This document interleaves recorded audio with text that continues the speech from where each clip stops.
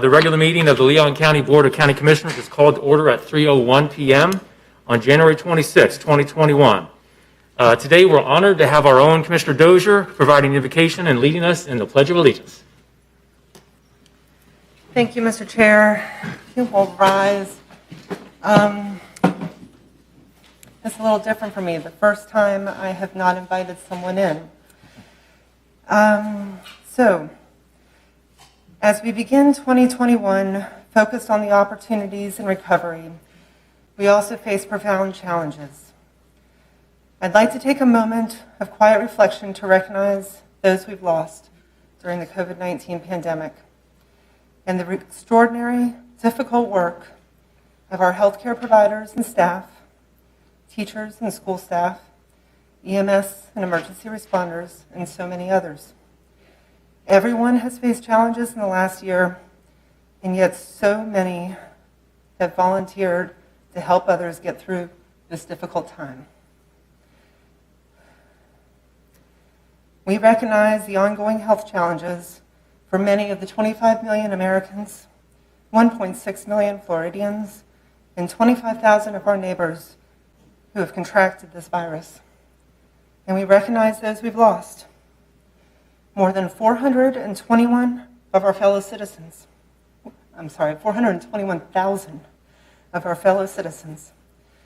25,000 Floridians, and 212 of our neighbors. We grieve for each, we stand with their families and loved ones, and we pledge to do all we can to end this pandemic. I ask you to join me in a moment of silence in their honor.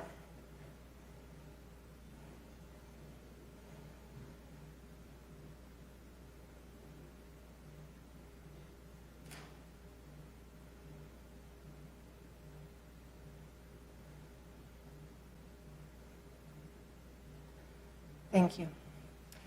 Join me in the pledge. I pledge allegiance to the flag of the United States of America and to the republic for which it stands, one nation, under God, indivisible, with liberty and justice for all.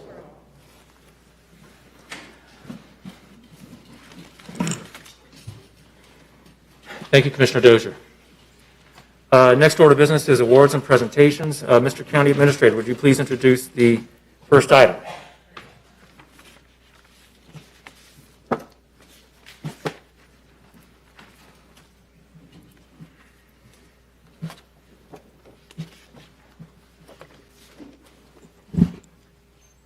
Thank you, Mr. Chairman, for bearing with me on my technology here.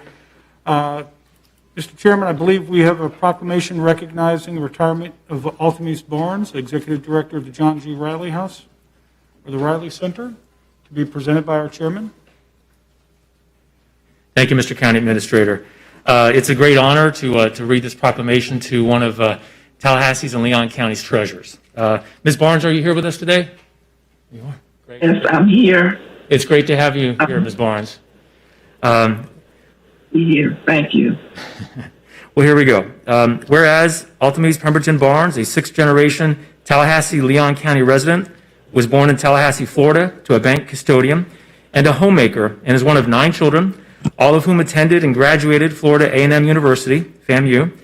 And whereas Ms. Barnes received a bachelor's degree in music from FAMU and was choral director at Lincoln High School for 6 years. And whereas Ms. Barnes earned a master's degree in guidance and counseling from FAMU and went on to work for state government, where for the next 24 years she investigated civil rights abuses. And whereas Ms. Barnes was secretary of the Florida State Conference of the National Association for the Advancement of Colored People, NAACP, for 14 years, and she volunteered for dozens of historical preservation projects. And whereas in 1996, with the impending threat of the demolition of the John G. Riley House, Ms. Barnes set out to save the house and thereafter established it as the John Gilmore Riley Center and Museum for African American History and Culture to commemorate the interrelationship of African American, Native American, and European history, and to preserve African American landmarks and legacies throughout Florida. And whereas Ms. Barnes would serve as Riley Center Museum's executive director for 24 years, teaching herself about museum management, learning how to write grants, and developing supportive connections with state agencies, all the while gathering and publishing personal histories of older African American residents. And whereas during Ms. Barnes' tenure as executive director, she has supervised over 90 student interns from FAMU and Florida State University, oversaw the addition of a visitor center, led the Smoky Hollow Village Park project, developed a Tallahassee walking trail with audio histories, and initiated a statewide Black History Museum network stretching from Pensacola to Miami. And whereas Ms. Barnes was appointed by President Barack Obama to a 5-year term to the National Board of Directors of the Institute of Museum and Library Services, and whereas Ms. Barnes recently retired from the role of Riley Center Museum Executive Director, serving in that capacity for nearly a quarter of a century, and whereas the City of Tallahassee recently established the John G. Riley Center Museum as a division of the City of Tallahassee, making it the very first museum officially operated and maintained by the city. Now, therefore, be it proclaimed by the Board of County Commissioners of Leon County, Florida, that today we celebrate Ms. Altamise Pemberton Barnes for her accomplishments and enduring contributions to Leon County. Thank you so much, Ms. Barnes. It's an honor.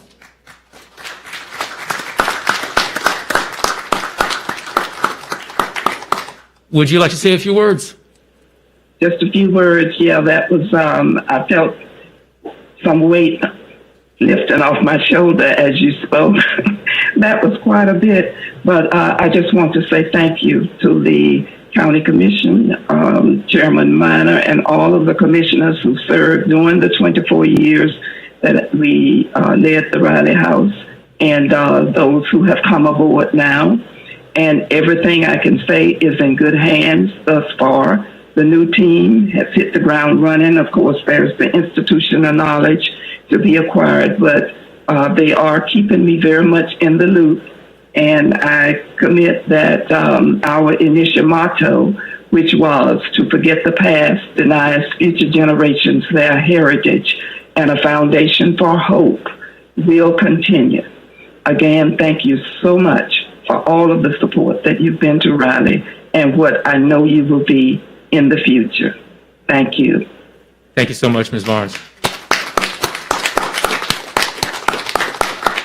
And I've had the pleasure of speaking with the person who's taking your place, Dr. Aaron Myers, and he's got some very big shoes to fill, but I think he's very capable. I'm very happy to have him on board at the Riley House. So. Yes. Well, thank you so much, ma'am. I appreciate it. Thanks for everything you do. Thank you.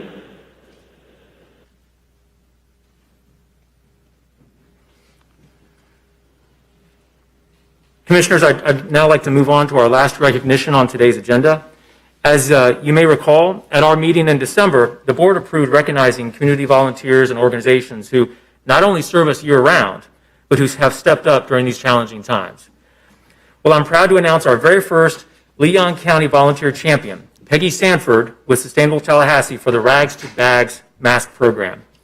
Before we get into more details about the program, I have to share that Peggy would be the first to tell you it took a large and dedicated team to make thousands of masks for our community. I'm sure she will share more names during her time, but that's the spirit of volunteerism. We know we do our most good when we work together. That said, there's always someone who represents the effort, and that's Peggy. And as a former CEO of America's Second Harvest at Big Bend, I can tell you firsthand how important volunteers are to fulfilling a nonprofit's mission. For more specifics on Peggy and the program, I'd now like to turn it over to our very own Royal King, the county's volunteer services manager. He's overseen Volunteer Leon since Jerry Bush's retirement last year, and he's doing a great job. You've taken the helm at quite a time, Royal.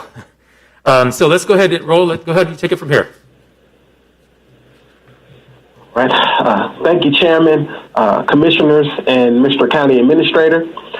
Today, I'm excited to recognize our first Leon County Volunteer Champion, Peggy Sanford. Before I dive into the great work Peggy and her team have done, I do want to share how volunteerism has adapted to our unprecedented times. As mentioned, Mr. Chairman, the pandemic changed our lives almost 1 year ago. How we normally volunteer face-to-face and shoulder-to-shoulder became near impossible to do safely. Certain volunteer opportunities were put on pause.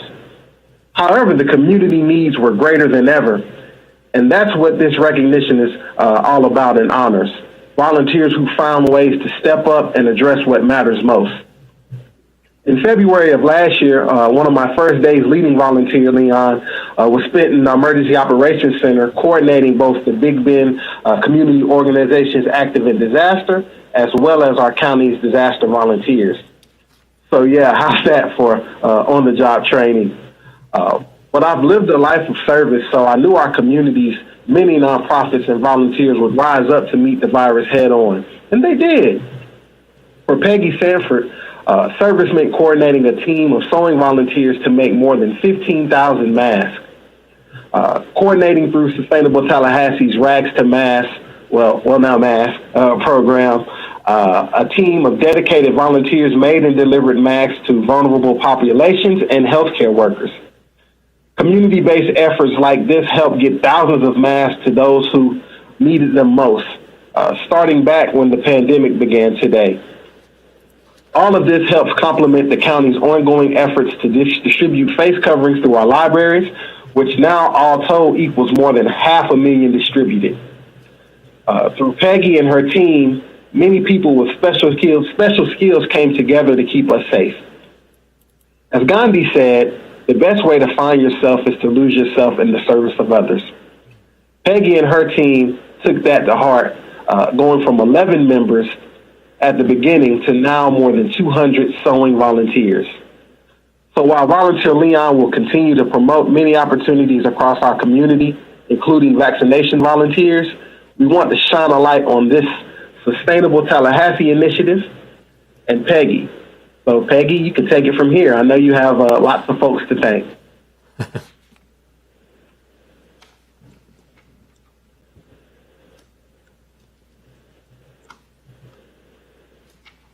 Thank you, Royal. Thank you, Chairman Minor, commissioners, and staff. I'm thanking you on behalf of the Rags to Bags team, Sustainable Tallahassee, and the more than 200 volunteers that came together to make the 15,000 handmade masks since last February. In addition, we distributed another 120,000 masks that were provided by the Department of Health and the Federal Emergency Management Agency. It's impossible to name all the people who contributed or organizations, but I would like to name a few. First of all, I just stand in awe of Peggy Clark, who is a superwoman for us. Peggy single-handedly made more than 4,000 masks during the time from March to December. Her runner-up in our mask making competition was Rini Marchese, who sewed more than 1,000 masks during the same time. Our volunteers ranged in age from several in their 80s to our youngest sewer, Maddie Mae Ward, who's 11 years old. I want to especially acknowledge Sue Hanson, the original bag lady, whose plea for help for a relative working in healthcare services who couldn't get a mask back in February ignited this whole effort. I'm grateful to be part of the caring community of Rags to Bags, which is itself part of Sustainable Tallahassee. Many of you know, and Royal has mentioned, that in ordinary times, Rags to Bags volunteers accept donated fabric and sewing machines and make reusable shopping bags to give away to discourage the use of plastic shopping bags. In each of the 3 years preceding 2020, we gave away about 3,000 bags. In February of last year, the reusable bags took a back seat when Sue Hanson asked if we could help get masks in the community. Within a week, we had a plan. It's easy to forget that masks were not available at all for most people last February. The core R2B team, consisting of Sue, Pam Doffick, Darlene Wilkie, Lynn Geardy, and Peggy Allen, was able to design a process by which we would put together kits and patterns and a method by which anyone could produce masks for themselves, their loved ones, or for the community. Using drive-through models set up weekly in the parking lot of Faith Presbyterian Church, we were able to produce more than 15,000 handmade masks. These were distributed to 211 Big Bend, the Animal Aid Society, Big Bend Hospice, Elder Care Services, Leon County, Frenchtown Heritage Hub, the FSU Audiology Clinic, the Grace Mission, and many, many more. In addition to the 15,000 handmade masks, we were fortunate to work with Jennifer Coulter and her team at the Florida Department of Health to secure 120,000 pre-made masks for distribution. Teresa Berger of the Power of Life Foundation, local food banks, medical clinics, and others were able to get these masks into not only our community, but also other communities across the northern part of the state, including Quincy, Jacksonville, and Marianna. Other important partners with Rags to Bags include the Big Bend Continuum of Care, Northern Republic Underwriters, the Mask for Class Project, the Mask Marvels, and communities of faith, especially Faith Presbyterian Church. I'm happy that we were able to provide a way that so many volunteers could contribute to the battle against the coronavirus from their own hands, their own homes, using their own sewing machines and their skills. Thank you for recognizing our work. Thank you very much, Peggy, for not only being here today, but for all that you do. You and your team have been instrumental in keeping our community safe and healthy. And I had the pleasure of seeing you and many of the Rags to Bags team last month at Faith Pres in the parking lot for the outdoor ceremony. So congratulations for everything that you do. Following this recognition, Peggy and her team will receive a certificate acknowledging their service, and the county will be sharing Peggy's story on all of our media platforms. Sharing these champion stories not only gives much deserved kudos to volunteers, but it also will continue to grow volunteerism countywide by setting a great example for us all. So, Peggy, thank you again to you and your team. Thank you, Chair. Mr. County Administrator, next order of business is the COVID-19 update. Is that correct? Oh, that's correct, Mr. Chairman. One thing, Commissioner Proctor, you're recognized, sir. Mr. Chairman, seek permission from the chairman from the board to allow for a minute and a half to recognize Mr. Tony Thomas, our longtime building maintenance person who will be retiring on Friday. And we had a little gift to represent us to him, if you would allow. Vice Chair Proctor, if you could phrase that in the form of a motion, I'll second that, sir. To modify the agenda. I offer the motion that we, at this moment, recognize Mr. Tony Thomas for about a minute and a half. I'll second. All those in favor of this motion as stated by Vice Chair Proctor, say aye. Aye. Any opposed? Motion passes unanimously. Vice Chair Proctor, you have the floor. Mr. Thomas, if you come forward, please, sir.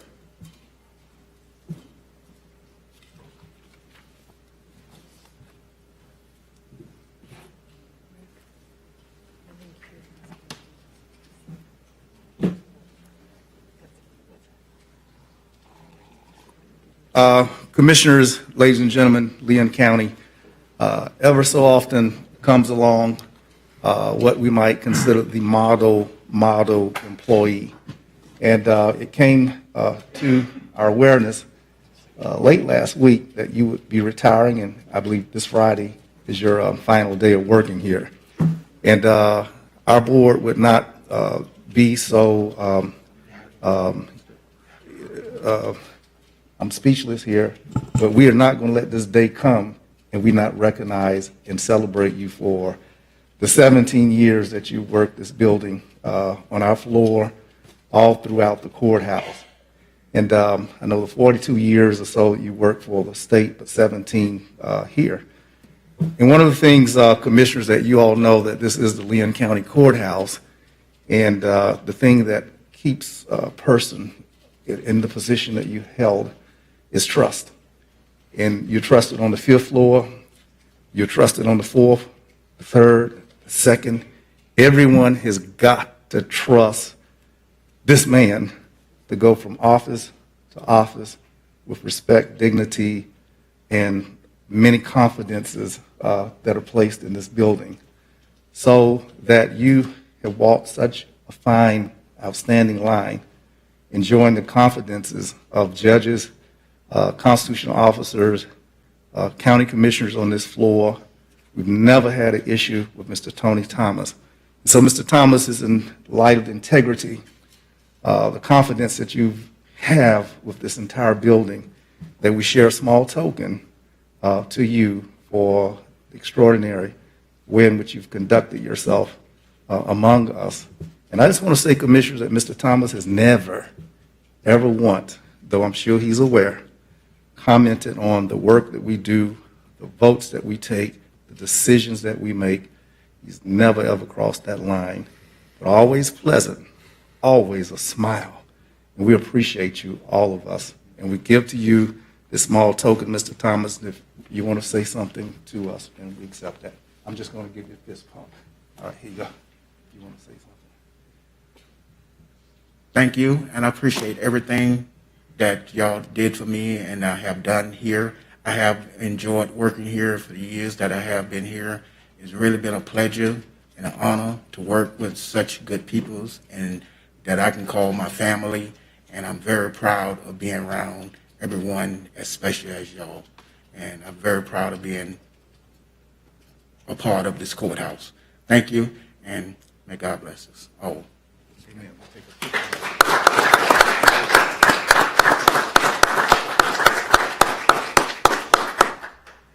Mr. Chair, a quick comment. Yes, Commissioner Dozier. Thank you, sir. Mr. Thomas, I wish people could see you without the mask because Commissioner Proctor is right. I have never once seen you in 10 years without a bright smile on your face. Congratulations. This year has not been easy. Thank you for your service. Thank you, Commissioner Dozier, and thank you, Vice Chair Proctor. Sir, thanks so much for your service. Appreciate it. All right, next on the order of business, Mr. County Administrator for the COVID-19 vaccination updates. Thank you, Mr. Chairman. Commissioners, for today's COVID-19 update, we'll be hearing from Claudia Blackburn, and she will provide us a vaccination update today. With that, Claudia, the floor is yours.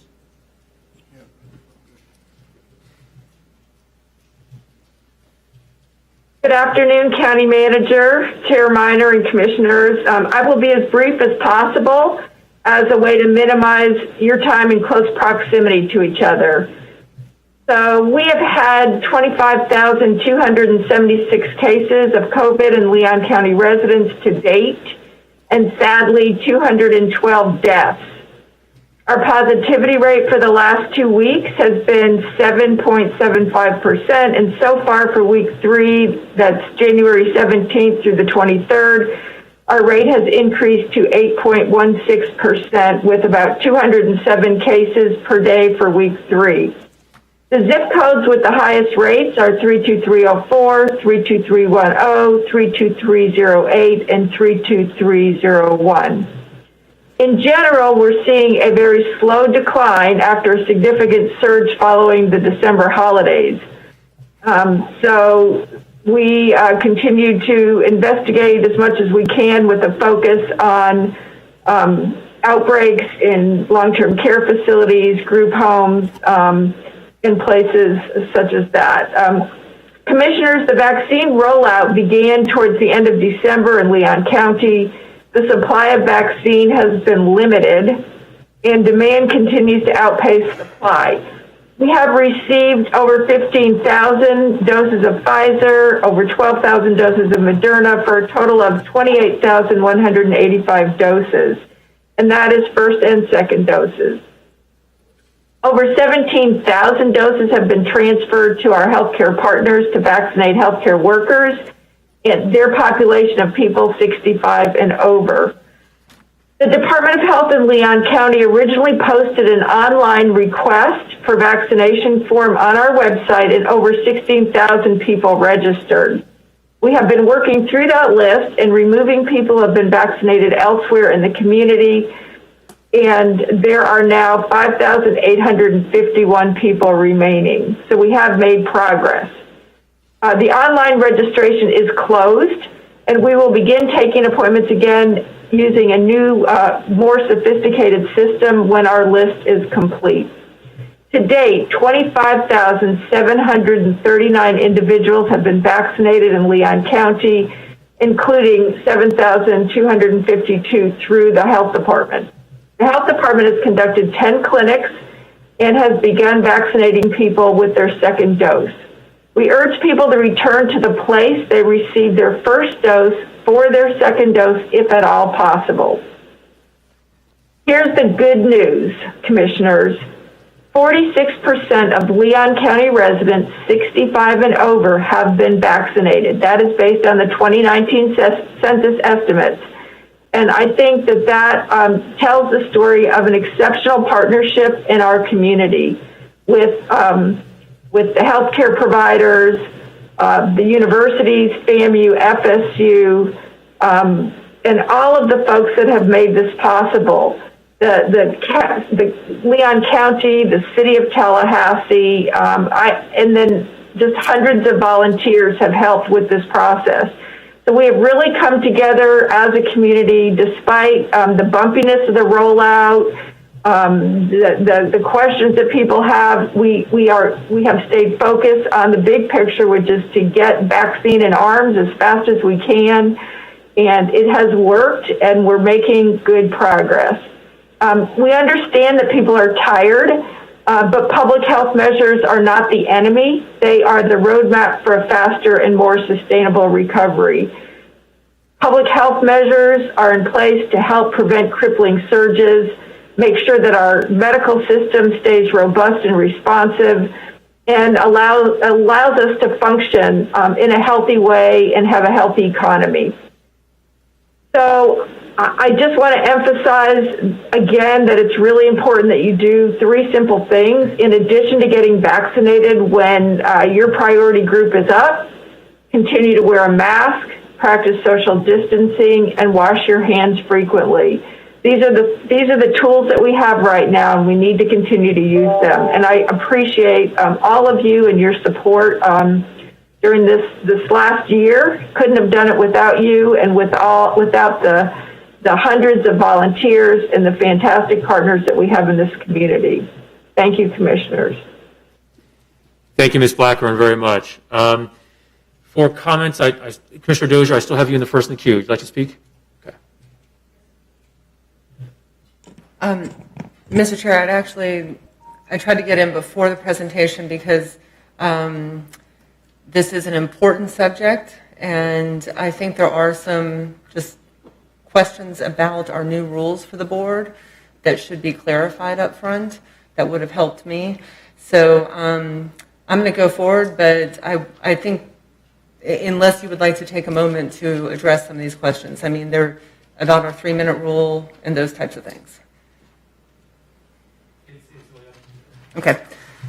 I'll clarify a couple of things real quick, because this is my attempt to help us be more efficient with the new rules. So in thinking through this, we have 3 minutes per item for each commissioner. And it's my understanding the county attorney's office will be our timekeeper. Will we have reserve time if we don't use our full 3 minutes in one comment? Is there a reserve time on a particular agenda item, or any second round of comments will require a vote? Madam County Attorney. That's up to the discretion of the board. I can tell you under the general rules of debate, under Robert's Rules of Order, you cannot reserve time, generally speaking, and you cannot give any of your remaining time to another commissioner. Again, that's under the Robert's Rules of Order, but this board has discretion to make its own policy. Okay. Thank you, Madam County Attorney. That's just fine, Madam County Attorney, thank you. I just wanted to get the lay of the land. So 1 comment per agenda item. We have to take a vote for any additional comments. Does that include a point of order or a question to clarify the maker of a motion? Madam County Attorney. Thank you, Mr. Chairman. That would not be considered debate. That's an actual motion on the floor. So I do not believe that that counts against a commissioner's time. Thank you, that's helpful. And lastly,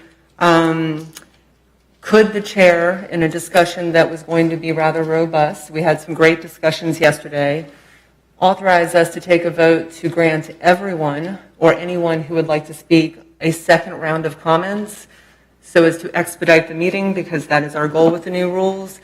So if we were having a robust discussion, say about tourism or CSC tonight, could we take 1 vote to authorize anyone who wants that second round? Madam County Attorney. Thank you, Mr. Chair.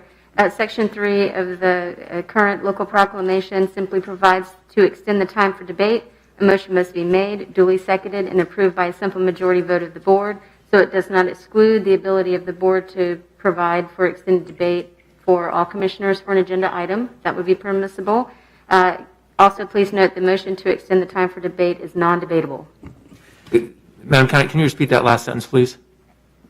Yes, Mr. Chair. A motion to extend the time for debate is non-debatable.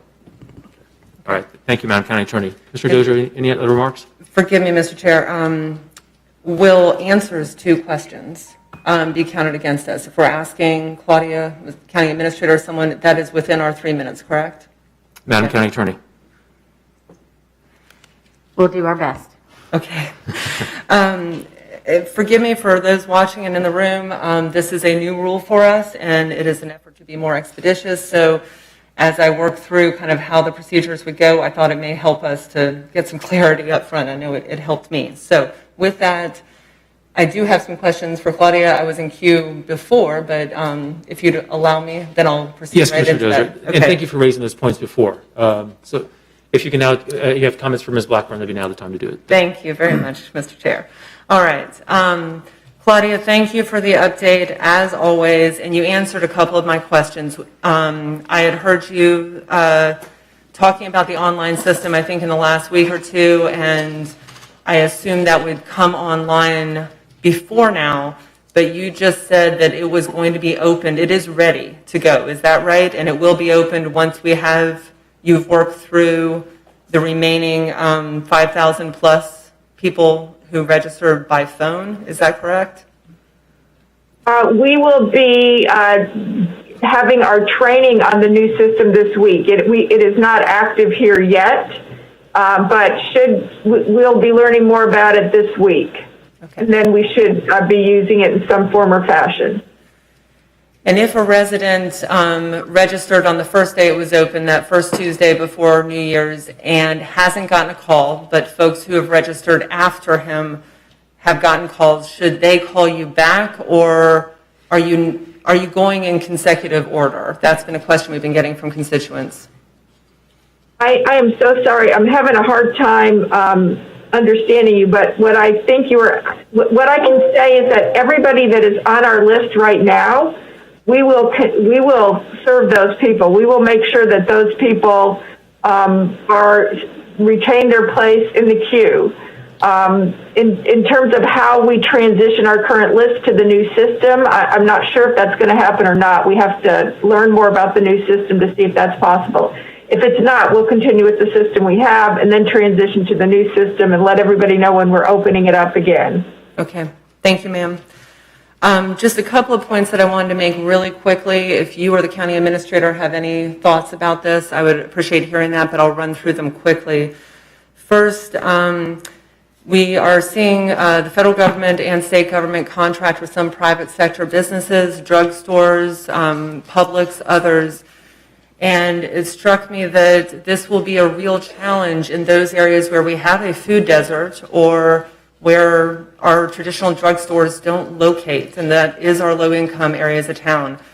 I know you're working hard to provide other resources for those folks, but I think that is something we all need to be aware of, that those private sector locations may not be accessible for everyone. The second thing that occurred to me is, Claudia, I know you don't have direct control over your website. Mr. County Administrator, I'd like to request that we add the COVID dashboard, a link to our county website.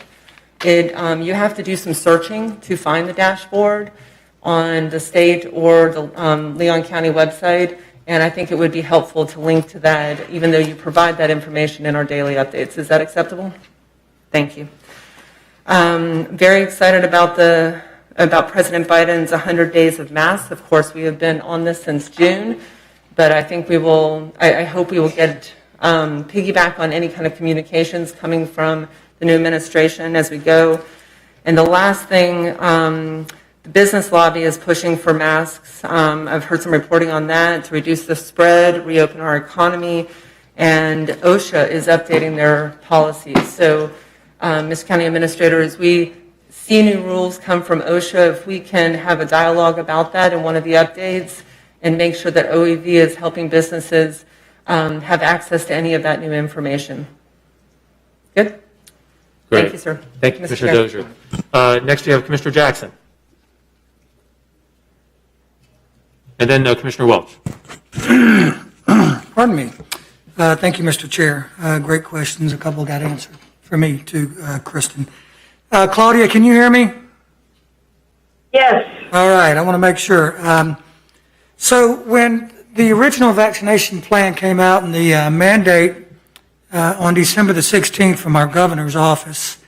And the order said that we would address those seniors that were in assisted living facilities, nursing homes, or possibly even Medicare-funded facilities, that they would have first in line, those that were unable in many cases to access or drive or use the internet or call on the phone. On December the 18th, that changed and went into, obviously, you didn't change it, but our governor's directives changed, and we went to subcontracting it through large pharmacy companies across the state. To date, I don't know where we stand with vaccinating our folks that are in these facilities that many aren't able to use the phone or may not have access to a phone. They're not going to be able to surf the web to be able to book an appointment to go somewhere that they don't have a car to drive to. The service has practically got to be within the facility for them to have access to the shot. And meanwhile, we have folks that are in an independent living facility in town who gets the vaccination, and they're all in kind of that age group range, 65 and older. I'm just wondering how we determine who's the greatest need here in Leon County. Thank you for that question. And I'll tell you what I know, and I'll do some checking to make sure that I'm giving you accurate information after this meeting. The long-term care facilities are being vaccinated through, I believe, a federal contract with Walgreens and CVS. They are. And then in Florida, they have supplemented that with additional teams to help speed it up. And my understanding is that all of the long-term care facilities will be completed at the end of this week, at least with the first round of vaccines. The assisted living facilities, I think, they're currently being vaccinated, so that is part of the plan. And but I can get you more information if there are specific places that you're concerned about. If you could email me, I'll do some checking.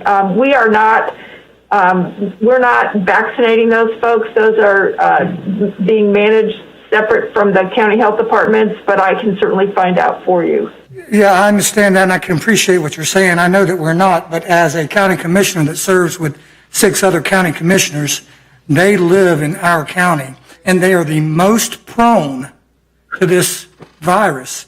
And I'm not going to say it's CVS's or Walgreens' fault if I have some sort of stake in it. So if there's anything I can do to somehow reach these folks, or anything that my colleagues can do to make places like Miracle Hills and places like St. Augustine Plantation and other less funded facilities, and maybe not as extravagant or budgeted as other facilities across Leon County, if there's something we can do as a body, I certainly want to take care of those folks, because they can't drive to Publix and get a shot, and they can't go to the clinic on Appleyard Drive, and they won't have access to the internet or to a telephone system. I'm assuming that we're moving from the way that it was explained. It would be a telephone registration. Am I correct in that?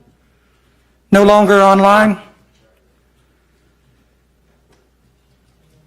Yeah, I didn't catch the last part. I can tell you that the federally qualified health centers, I know for sure Bond has been involved with doing some special outreach to some of the places that you mentioned. Again, I will do some research and get back with you and have an offline conversation with you so that we can make sure your concerns are addressed. Yeah, I think it's incumbent on us as commissioners, and I'm not saying that you have done anything wrong. I'm just saying that these are the most vulnerable in our population, that you can tell a lot about a government. I mentioned this yesterday about the way that they treat their children and the way that they treat their elderly. And it would be a shame if we weren't doing everything we could to get this vaccine into the arms of these folks that are the most prone population in Leon County. Thank you, Mr. Chairman. Thank you, Commissioner Jackson. We have Commissioner Welch next, then Commissioner Cummings, and then Vice Chair Proctor. Commissioner Welch.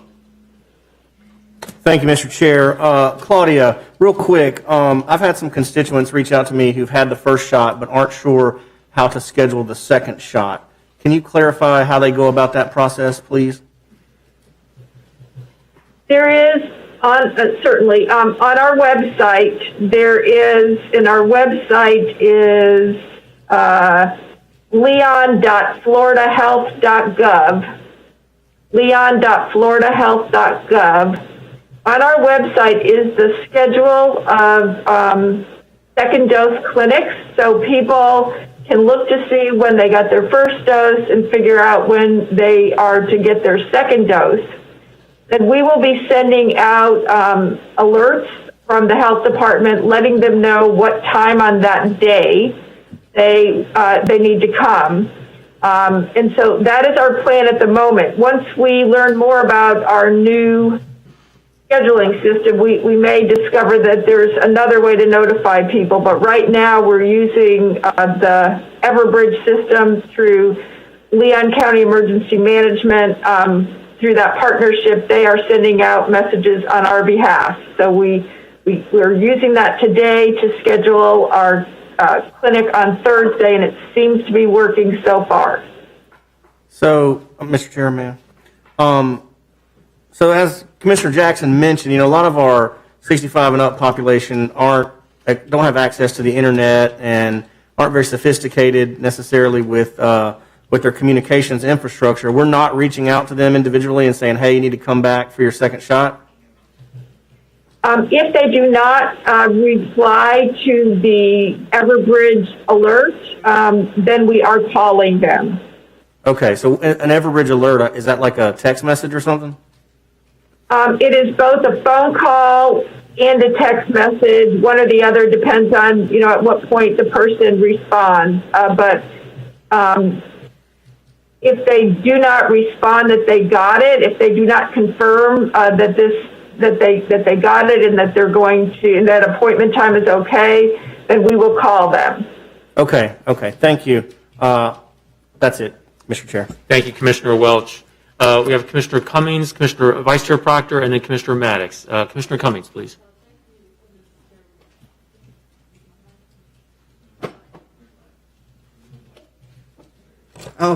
Thank you, Mr. Chairman. Thank you, Ms. Blackburn, for all that you all do as our healthcare providers. But I just want to follow up on Commissioner Jackson's question a little. We recognize that, 65 and older, vulnerable adults. But at your level, is there any effort being made to reach the communities? There are communities of color where people just have a general reluctance to accept the vaccination, to even take it. There's a lot of skepticism. So at your level, I know there are other levels, local levels, perhaps, where people are trying to reach this population, but at your level, are you all doing anything, or have you projected anything to reach these individuals to make sure they receive the vaccination, or they understand, they're educated to the extent of the vaccination and how it can be preventable medicine? Yes, we are really concerned about vaccine hesitancy in the Black community, especially. The percentage is much lower than we would like it to be. There is a task force that's being led by Dr. Elaine Bryant, and we are part of that to look at how to educate, build trust, decrease the vaccine hesitancy. We know that one of the ways is through churches, that people trust their pastor more than anybody else in a lot of, many times. And there has been one state-supported clinic at Bethel AME, and I believe that the second dose clinic is coming up there, but more of that would be helpful. I mean, right now, part of the problem is lack of vaccine. We just don't have a lot of vaccine, but the federally qualified health centers are also really focused on the underserved areas of town, and they do have vaccine for those groups. So we are all working together and trying to come up with ways to educate and build trust. Thank you, Mr. Chairman. Thank you, Commissioner Cummings. Next, we have Vice Chair Proctor and then Commissioner Maddox. Vice Chair Proctor, you're recognized.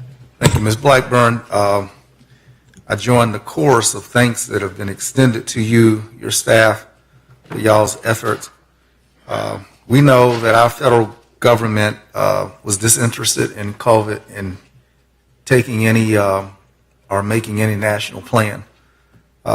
We also know and recognize that our state's government has made confused and disharmonious sounds relative to a clear plan.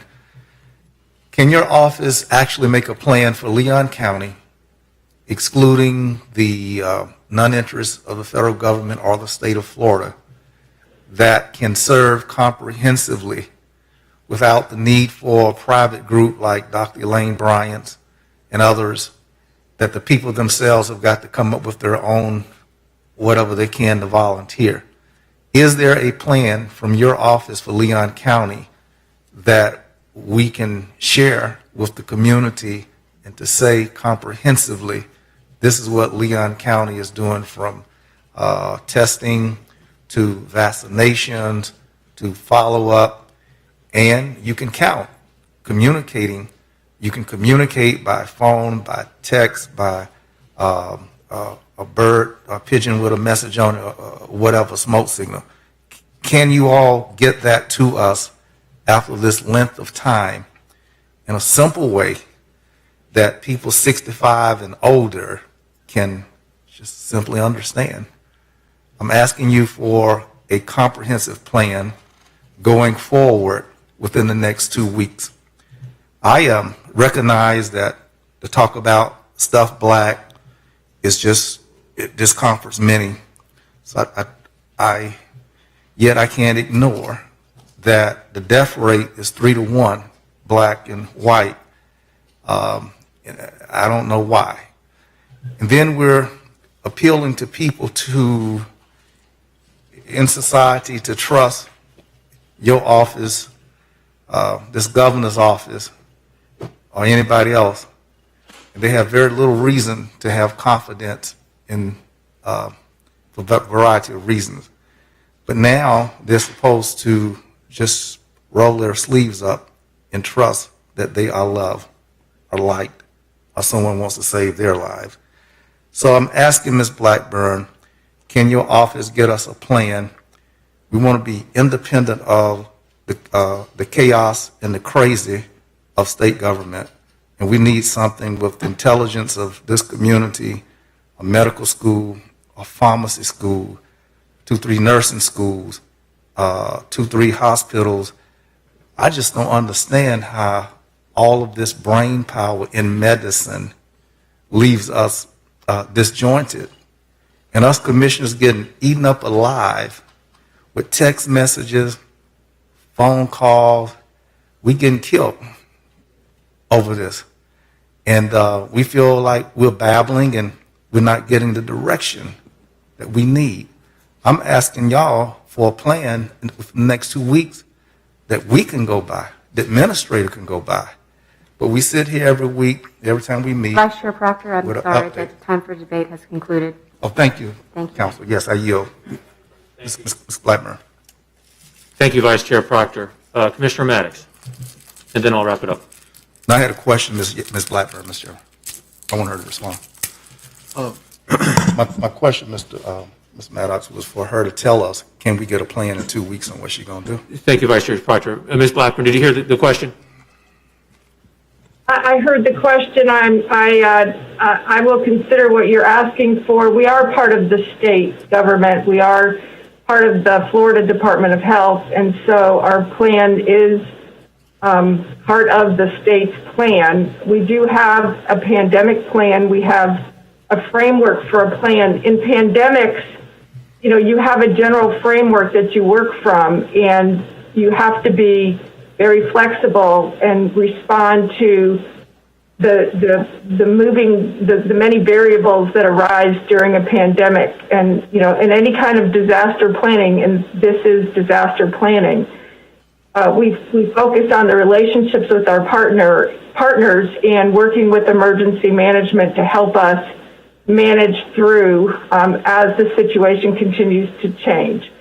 So if there are specific elements that you would like addressed, maybe we could talk offline and I could get clearer on what it is you're wanting. I can send you our pandemic plan, and I can coordinate with our emergency manager to send you a plan. Thank you, Ms. Blackburn. I appreciate it. And Vice Chair Proctor, thank you very much. Commissioner Maddox. Claudia, real quick, I think I was kind of alarmed by the things that Commissioner Jackson said, and I, like everybody else, have been receiving the same calls and concerns.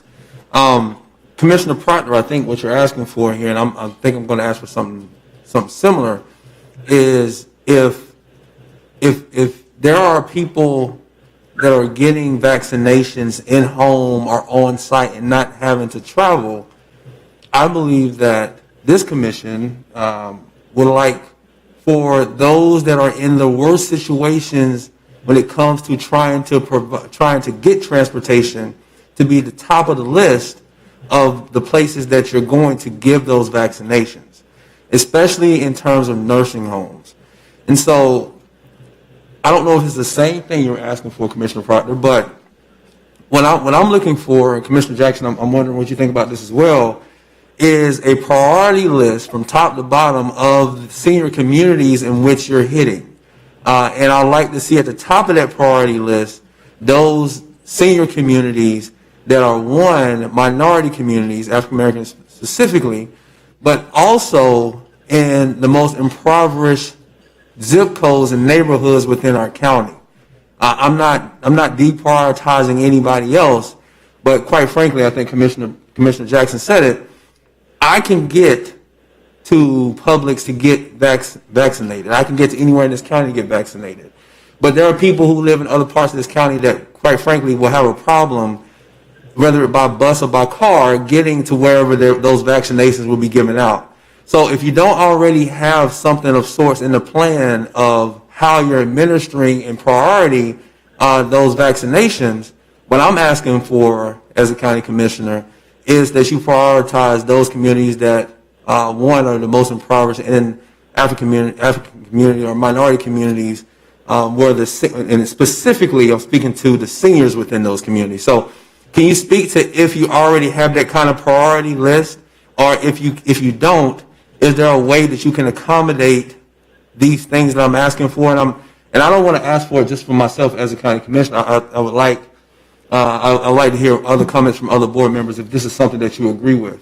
But can you speak to whether or not you can pull that off for us, Claudia? Thank you. So what I hear you asking is, does the health department have the authority to prioritize within the 65 plus age group? And I have asked that question myself, and what I've been told is that within that executive order, there is not a priority. There are priorities within the 65 plus age group. Real quick, Claudia, if it does not speak, and Madam Attorney, help me with this, please. If it does not speak to a priority, if it's not spoken within the executive order, does that mean that if we want to put something in place that sets the priority, does it give us the leeway to do so? Or if it doesn't speak to it, do we just have nothing to do with it? Madam Attorney. Thank you, Mr. Chair. Commissioner Maddox, I think there's a distinction to be made here. It's not our authority to prioritize. It is Department of Health and the state's authority to prioritize. So what you're asking would be a matter of interpretation for the General Counsel of the Department of Health and the Governor's General Counsel. Okay, so what you said is the health department, if it doesn't speak to it, could make the decision to prioritize that one? Or no, they don't have the authority either? They would have to interpret the executive order and whether it gives them the authority to prioritize or not. Okay, I'm sorry. Claudia, I didn't mean to interrupt. I just wanted to get that piece in. I'm done with my questions. I just want to know, if this can't be done, Claudia, how do you go about seeing if you can move in that direction. So I think the way is working with our partners, especially the federally qualified health centers, and also asking for state missions to go to some of the places that you're concerned about. And again, I'll follow up with you after this to get that list. Permission? Ms. Blackburn, could you repeat that last statement again? We didn't quite hear you either. I didn't hear it. I'm sorry, are you asking me? Yes, I'm having a Ms. hard Blackburn, time. would you please repeat the last sentence that you said? We didn't hear it very clearly on this end. I'm sorry, Clark, in terms of, you said permission to go into those facilities is what you said? No. I said that I could request a state mission to see if they can give some additional resources to go to those facilities if our federally qualified health centers cannot do it. Okay. Thank you, Commissioner Maddox. Ms. Blackburn, thank you very much. Just a quick, I'm going to wrap things up, just a quick few things.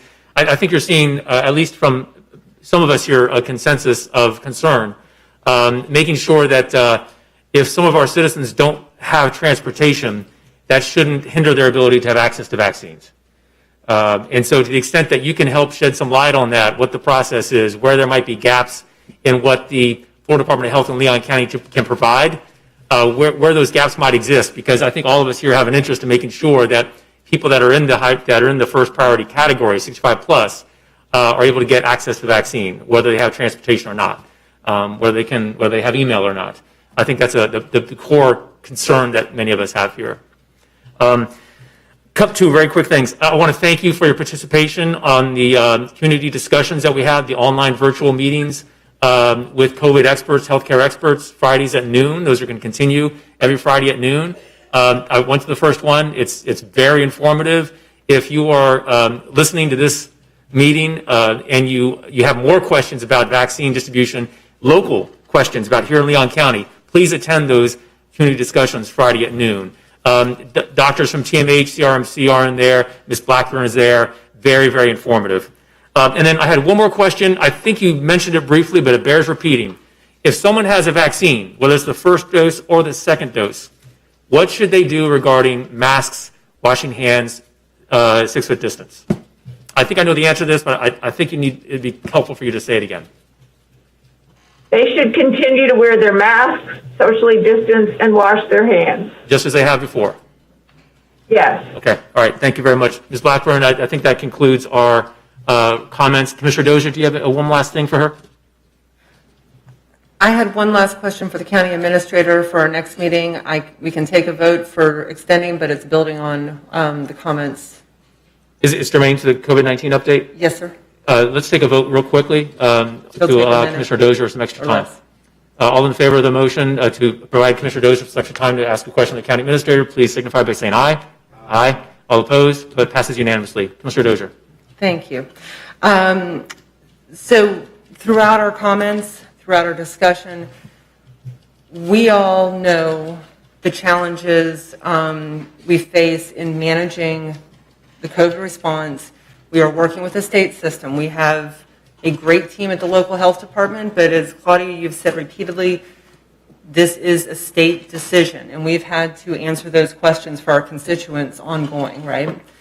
Ms. County Administrator, what I'm looking for is, I think we're going to see a lot more coming from the Biden administration in the coming weeks. I mentioned OSHA earlier, but they may also change some of the protocols for vaccines and other things, and I'm wondering if we could have a bit more of a robust update at the February 9th meeting on any changes with the Biden administration or anything that might be forthcoming, and particularly as it relates, and this could draw on the county attorney as well, to other ways that we could help this process. We've done a lot with hiring, with other things, but I think having a discussion at our February 9th meeting could really help us dig into some of these state and federal issues. Ms. County Administrator, is that acceptable? Will that help? Mr. County Administrator. Thank you, Mr. Chairman. Commissioner, absolutely. We'll make sure to include that as the update for the February 9th meeting. Fantastic. Thank you. Thank you, Commissioner Dozier.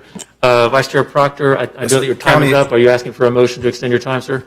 Yeah, I had a question for the county. Move for a question to the county attorney.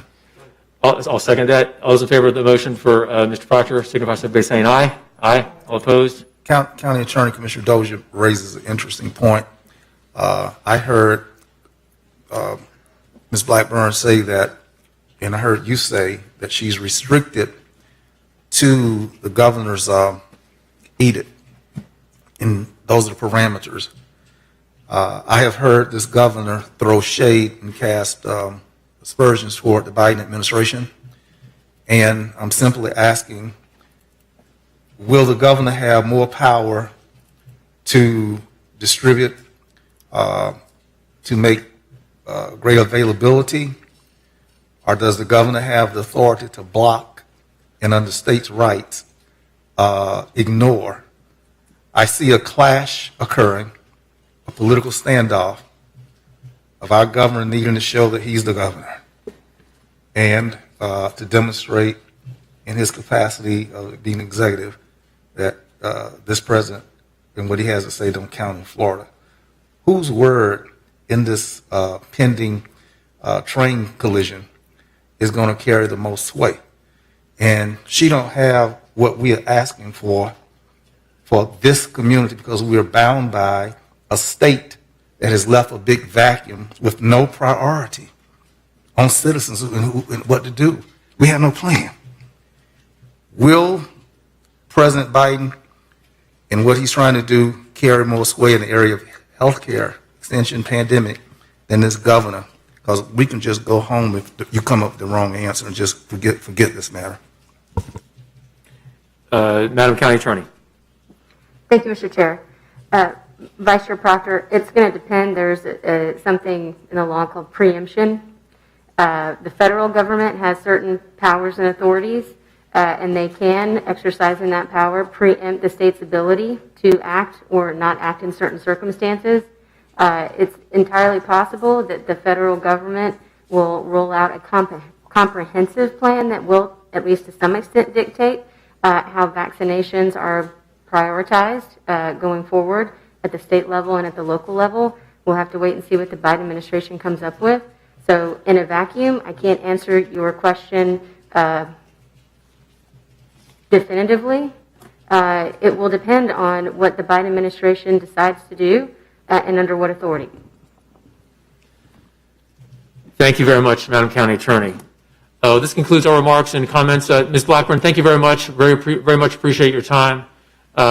Next on the order of business is a consent agenda. Mr. County Administrator, are there any items pulled from consent? Thank you, Mr. Chairman. We have no consent items pulled. Thank you very much. Are there any members of the public who wish to speak on any consent agenda items? We have members of the public, two, who have filled out virtual speaking cards wishing to be heard on agenda item 12. All right. Thank you, Mr. County Administrator. Would you please introduce the first speaker? First speaker is Sean Nyberg. Mr. Nyberg, thank you for being here virtually. You have 3 minutes, and please state your name and address for the record. Mr. Chairman, I am advising that Mr. Nyberg is not on the call. I'll move to the second person registered to speak under this item on virtual speakers to be heard, Brian Webb. Hello, sir. Would you please state your name and address for the record? You have 3 minutes.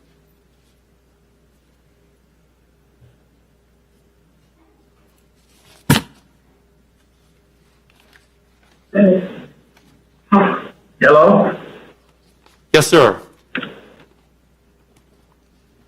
Yes. We can hear you. If you could please state your name and address for the record, sir. You have 3 minutes.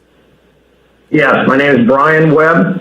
For the record, I'll use the address 1705 Mahan Drive. And the reason that I want to speak to you today is the homeless shelter that is located next door to my medical center. And that's at 1709. It opened illegally, I understand, that the proper permits have not been pulled. The city and county have not approved anything. And it's a non-stop issue with people sleeping all around the building. I sent you a video. I sent you a letter. It's getting worse by the day.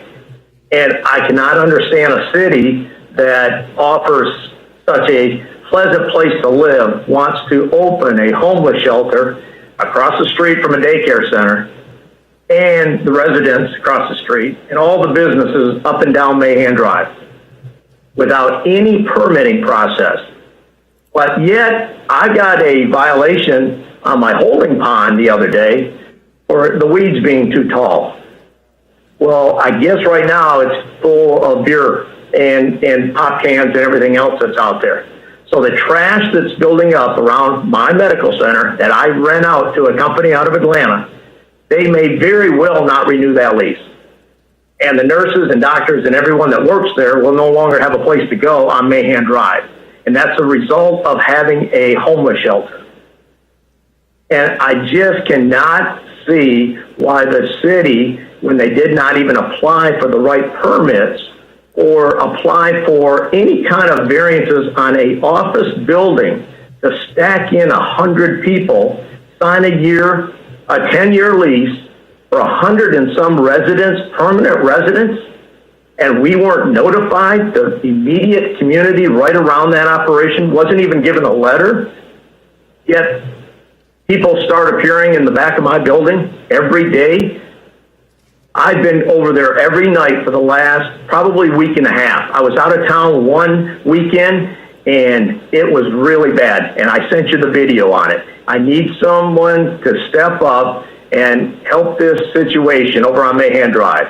I've got a significant investment in that building, and if I lose that tenant over this 100 plus, and I can tell you, these people are using my facility behind it to defecate, to urinate, to drop anything they can, and I've got the pictures to prove it. And for Renee Miller to say that they're a good resident and they're good for the community, and Larry Bordeaux with the county sheriff's department saying it actually makes that area safer because they know where the abusers or the people that were just released from prison are at, or they know where the sex offenders are at. That is just so wrong at every level. And I just want you as the commission, the county commission, to step up and take a look at this, a serious look at it, Mr. not Webb, a drive-by. Mr. Webb, and I'll be happy to Mr. anyone Webb, there. I'm sorry, I've got to stop you. Your 3 minutes are up, sir. We will work with county staff and address it. I know there's been quite a bit of discussion among county staff and some of the commissioners here, at least with myself. So thank you very much, sir, for coming today. I appreciate it. Okay. Thank you very much. Let's see. Is there a motion to approve the items on the consent agenda? Okay, I see the Commissioner Maddox made the motion to approve consent, seconded by Commissioner Jackson. All those in favor say aye. Aye. All opposed? Okay, the motion passes unanimously to approve the items on consent agenda. Mr. County Administrator, next on the business, we've got non-agenda items. Are there any members of the public who would like to speak on non-agenda items? Thank you, Mr. Chairman. Commissioners, we have 2 people registered to speak as virtual speakers on non-agenda items. The first one is Alicia Waller. All right. Ms. Holler? I couldn't hear you very well. Ms. Holler, you have 3 minutes. Please state your name and address for the record.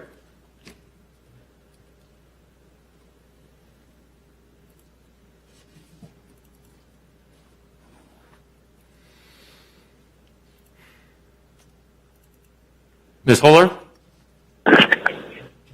Alicia Waller. Oh, I'm sorry. Yes, you have 3 minutes, ma'am. Please state your name and address for the record. Okay, thank you. Alicia Waller, 8701 Freedom Road, Tallahassee, Florida.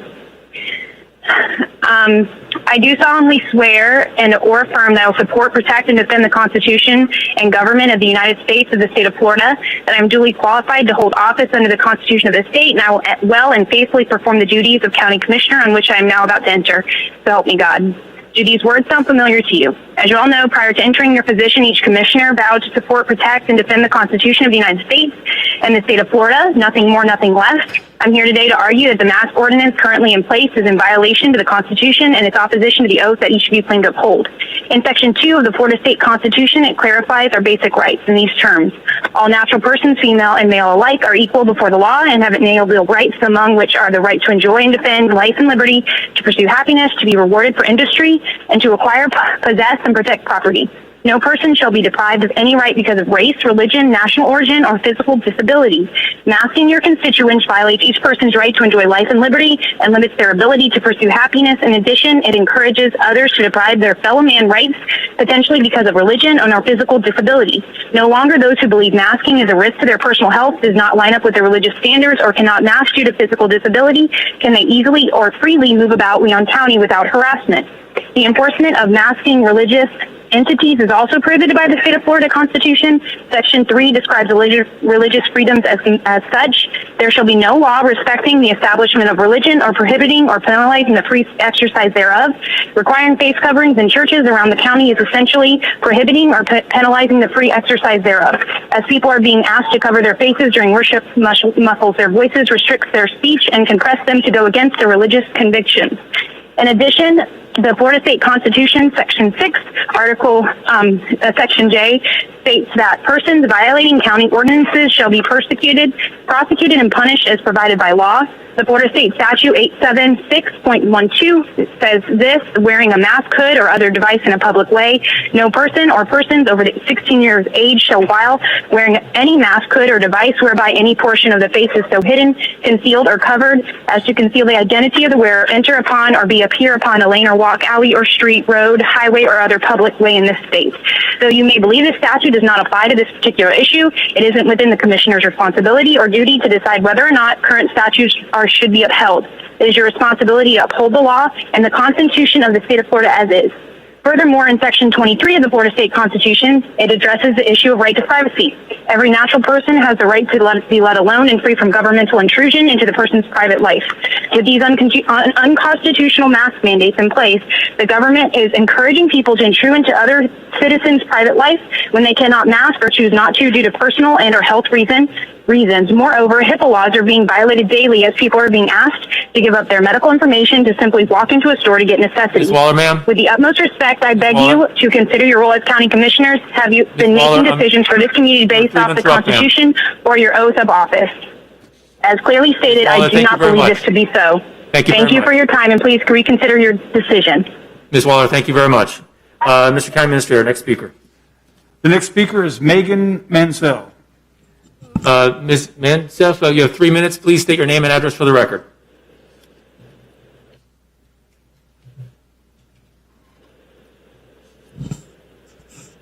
Hello, can you hear me? Yes, ma'am, we can. Please state your name and address for the record. You have 3 minutes.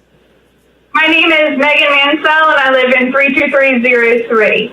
I'm just not sure if you heard at the beginning. You heard people saying they made and delivered masks to vulnerable populations. Let's talk about that for a moment, because you are absolutely playing with lives.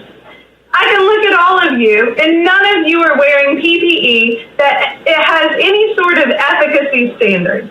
This is a problem when you're handing these out to people who feel they're doing enough to be protected from airborne contagion in the radically behaving particulate range. There is a graph here that it's not letting me share, but out of Florida mask mandating counties versus non-mandating counties, it's a difference of 606 versus 475 per million, with the higher number being mask mandating districts. And I believe you need to take a moment and ask yourself why. We need to look at the masks themselves. COVID is a 0.06 to 1.4 micron particulate. None of the masks that you see have efficacy standards for exhale of this particulate range. Surgical is expressly not for airborne mitigation under OSHA, and cloth is a non-PPE, and you're handing out things that are not created in a sterile environment. Exhale clouds of masks are of great concern because the masks themselves act as a barrier for forced filtration through a membrane. So you're taking droplet that would have responded predictably to gravity. You're force filtering it through a membrane wherein it has an 18 to 20 foot range and does not respond predictably to gravity, but then to airflow patterns. And this is a huge concern when you're giving these to people who then drop their, sense of security and go around others, not realizing they're not filtered on inhale, they're not filtered on exhale. 71% of new cases report always masking and 14% most of the time. You also need to, there is 97% particle penetration for cloth masks, 44% for surgical. So you wearing a mask is not protecting those around you, and no one sitting at that table is doing anything other than breathing in the airborne respiratory cloud of every single person that you are sitting next to. And you'll say, but surgeons use surgical masks. We don't see post-operative wound rates going down when surgical masks are used, but stillbirth rates are on the rise because you have hypercapnia and hypoxia-inducing apparatus. Thank you very much. Your 3 minutes are up, ma'am. Thank you very much. All right, Mr. County Administrator, are there any other speakers on non-agenda items? We have no other speakers, Mr. Chairman. All right, thank you, Mr. County Administrator. Moving on to general business, would you please introduce the first item? Thank you, Mr. Chairman. Commissioners, the first item before you is related to the Emergency Rental Assistance Program. Commissioners, this item seeks the board's acceptance of approximately $8.9 million in federal funding to implement a new emergency rental assistance program in Leon County. As you'll note in the item, Commissioners, this funding was authorized by Congress in the most recent COVID-19 relief bill that passed back in December and is supplemental to the funding that the county received under the CARES Act. As a brief overview, based on the bill language, the initial Treasury guidance, this funding must be used specifically to provide rent and utility assistance to low-income households experiencing a financial hardship due to COVID-19. You'll see in the item, Commissioners, that Congress passed this legislation on December 21st, and the Treasury set a deadline of January 12th for eligible recipients to request direct payment for their allocated funds. Accordingly, I have submitted the county's request for direct funding, and this item seeks the board ratification of that request. Finally, Commissioners, the bill allows up to 10% of the county's allocation to be used for administrative expenses, such as program design and promotion. As we've noted in the item, we have a targeted launch date in March for this program. As part of those efforts, we have held preliminary discussions with Ernst & Young to provide assistance with design of the program in compliance with the new federal requirements. As you may recall, the county engaged Ernst & Young to assist in the administration of the Leon CARES assistance programs. Unlike the CARES programs, however, this new rental assistance will require, or like it rather, will require the processing of thousands of applications, as well as strict financial controls and accounting measures to comply with the federal reporting requirements of the program. However, given the limited amount of funds to pay for the administration under this new program, Commissioners, we're also evaluating other consulting firms that may be able to provide those services within that 10% cap. So that being the case, and to ensure the timely distribution of these federal funds, I'm also recommending that the board consider amending option 4 to authorize the county administrator to engage in Ernst & Young or other consulting firms to assist in the implementation of the rental assistance program. Happy to talk more about that if the commissioners have any questions about it. And we're recommending options 1 through 5. And Mr. Chairman, I'll note that we have 4 speakers on this item. Thank you, Mr. County Administrator. Would you please introduce the first speaker? The first speaker we have on this item is, let me just grab this. Thank you, Mr. Chairman. Tiffany Lumpkin. Hello, Ms. Lumpkin. You've got 3 minutes, ma'am. You please state your name and address for the record.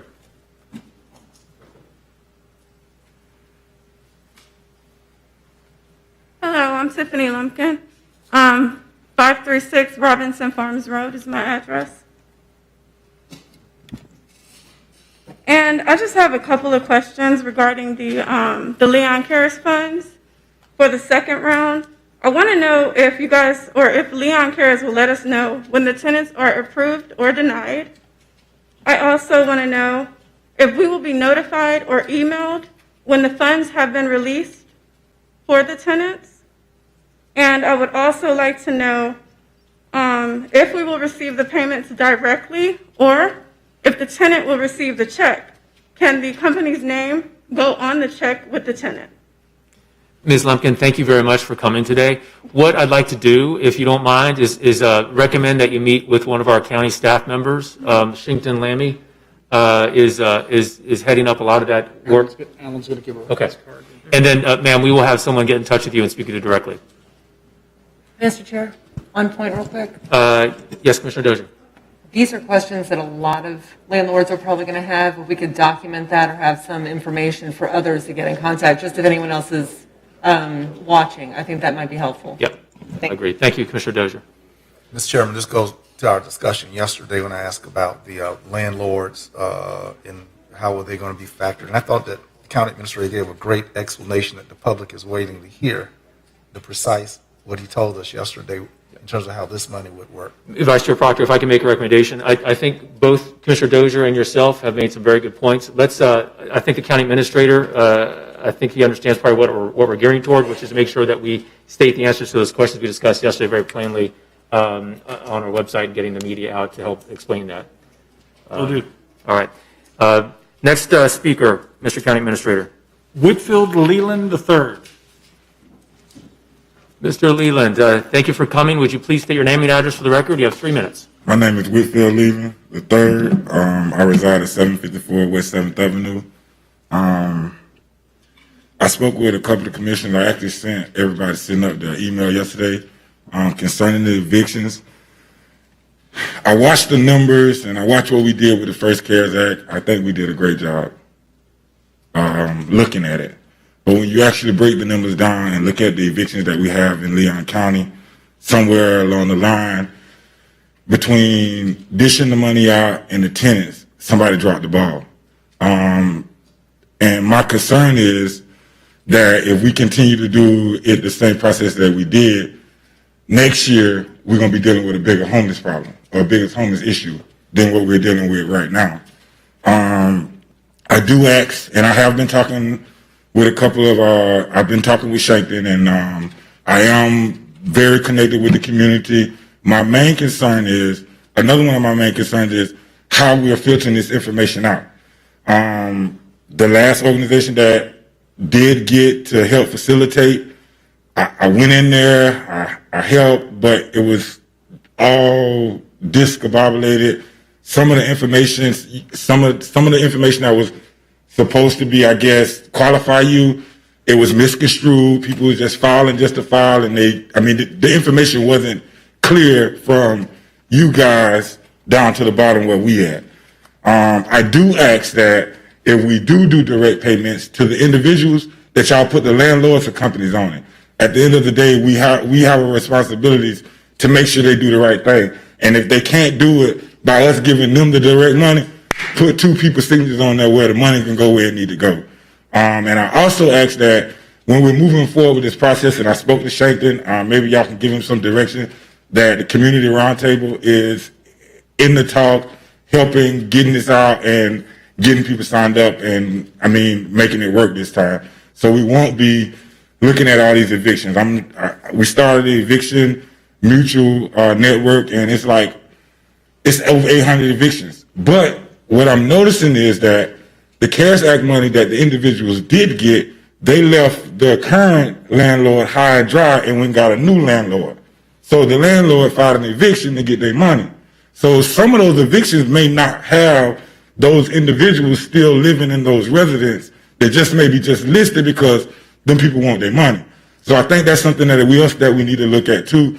As I said, I'm all for getting it and making sure we take care of the people, but let's just make sure we're not just dishing it out, and let's make sure we're taking care not only of the people, but the people who live in these properties, that own these properties, and the property managers. owners, they need to be taken care of too, because at the end of the day, if they don't get their bills paid, they're going to be in the same boat the other people in. Yes, Thank sir. you. Thank you, Mr. Leland, very much. Appreciate it.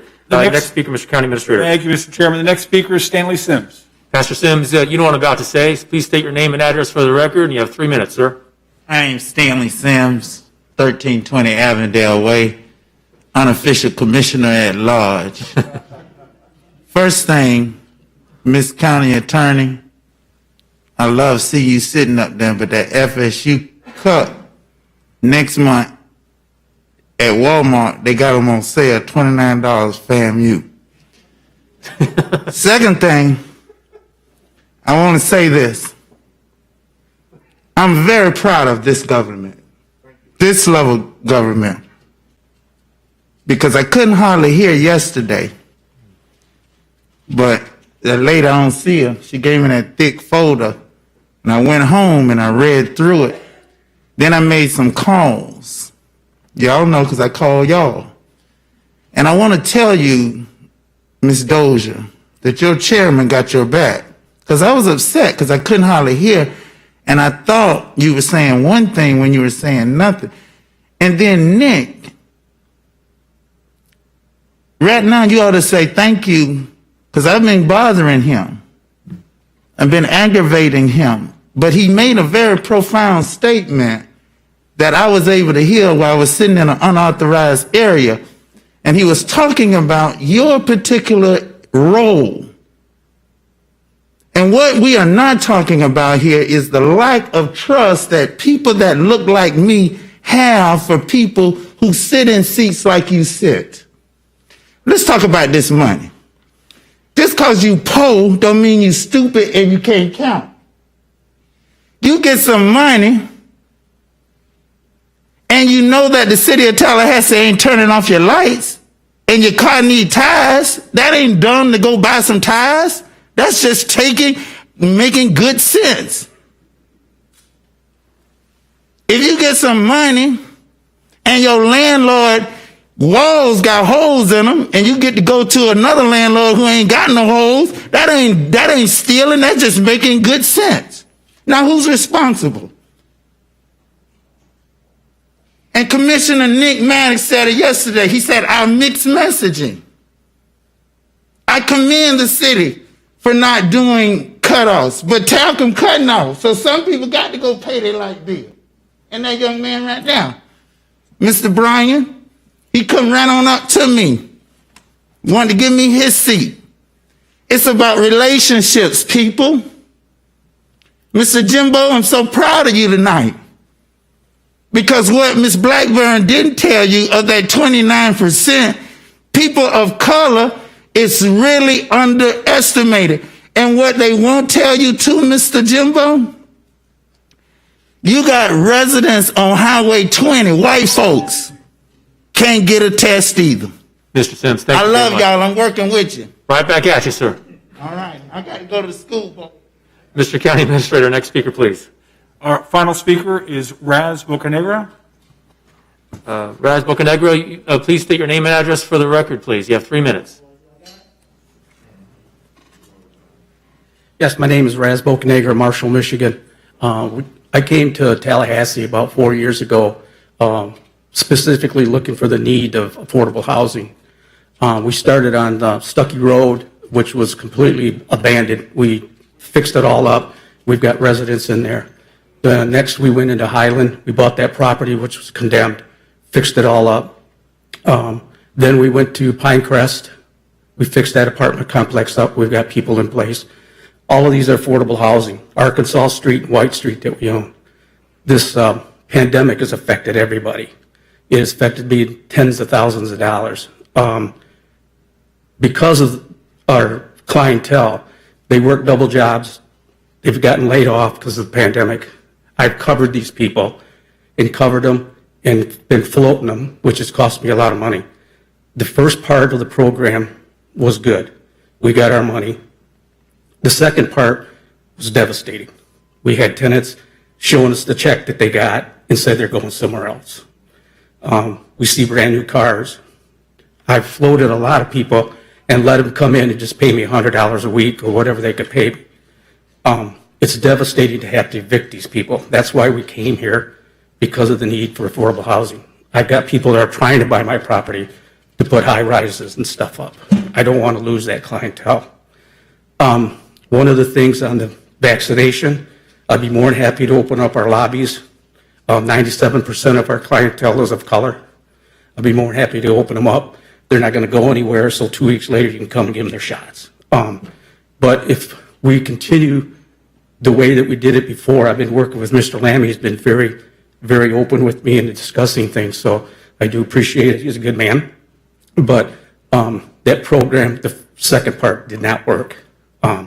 The tenants, like the gentleman said before, they're just leaving and going somewhere else. I've got people that haven't paid me in 8 months, but they're coming in, giving me $200 or $300, whatever they can give. So this money is going to be very helpful to them.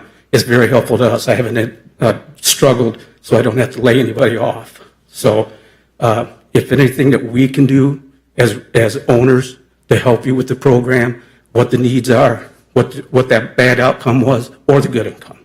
So our doors are open for that. Thank you. Mr. Bocanegra, thank you very much for coming, sir. Mr. County Administrators, any remaining speakers? There are no additional speakers. All right. First in the queue is Vice Chair Proctor. Thank you, Mr. Chairman. I think the last speaker has speaks with an authority born by experience.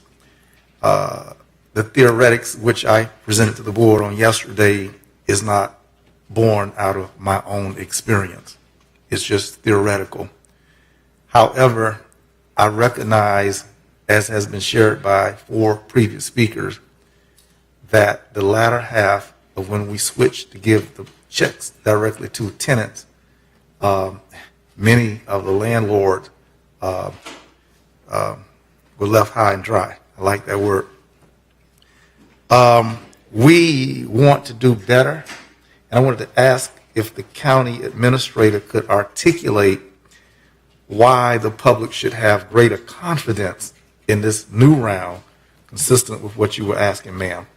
And I think yesterday I had a comfort level once I heard from the county administrator on our approach. And if he would share with the public what we heard him share yesterday, I think we all can leave here today feeling a lot better about the next round.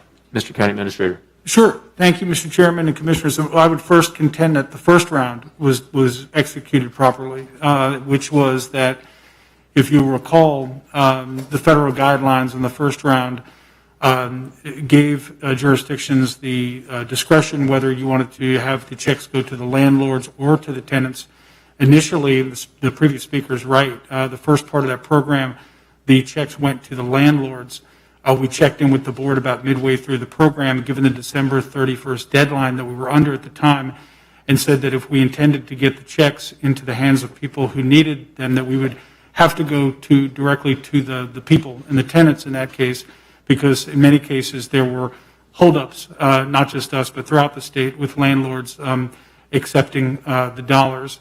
So the board made the intentional decision at that time, based on our recommendation, that we again go directly to the tenants. So we did that. This time around, under this new program, Commissioners, as you know, we do not necessarily have that discretion. The way the federal guidelines are crafted this time, we must go to the landlords directly with the assistance.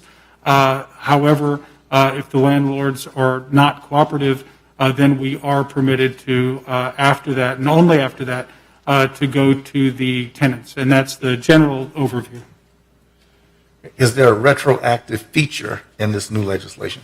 This new act and this new grant program allows us to go 12 months in arrears for rent and to go 3 months prospectively at a time with no caps in place. Very good. Thank you, Mr. Chairman.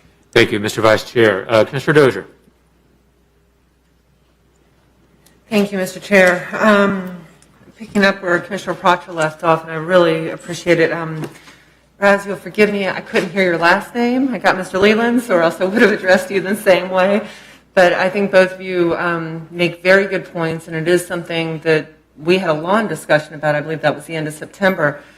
What I just heard from you, Mr. County Administrator, not only do we not have the discretion to do that this time, but the challenge that we had with the time constraints, the process for applying and getting those checks out, that is also not an issue going forward. So I guess it is my memory from September that but for that December 31 deadline, we may have stuck with landlord direct payments. Is that your sense?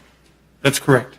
Okay, so this is, we would have liked to do it differently. It doesn't help you all who are in this situation, but I think your feedback and working with our staff is exceptional.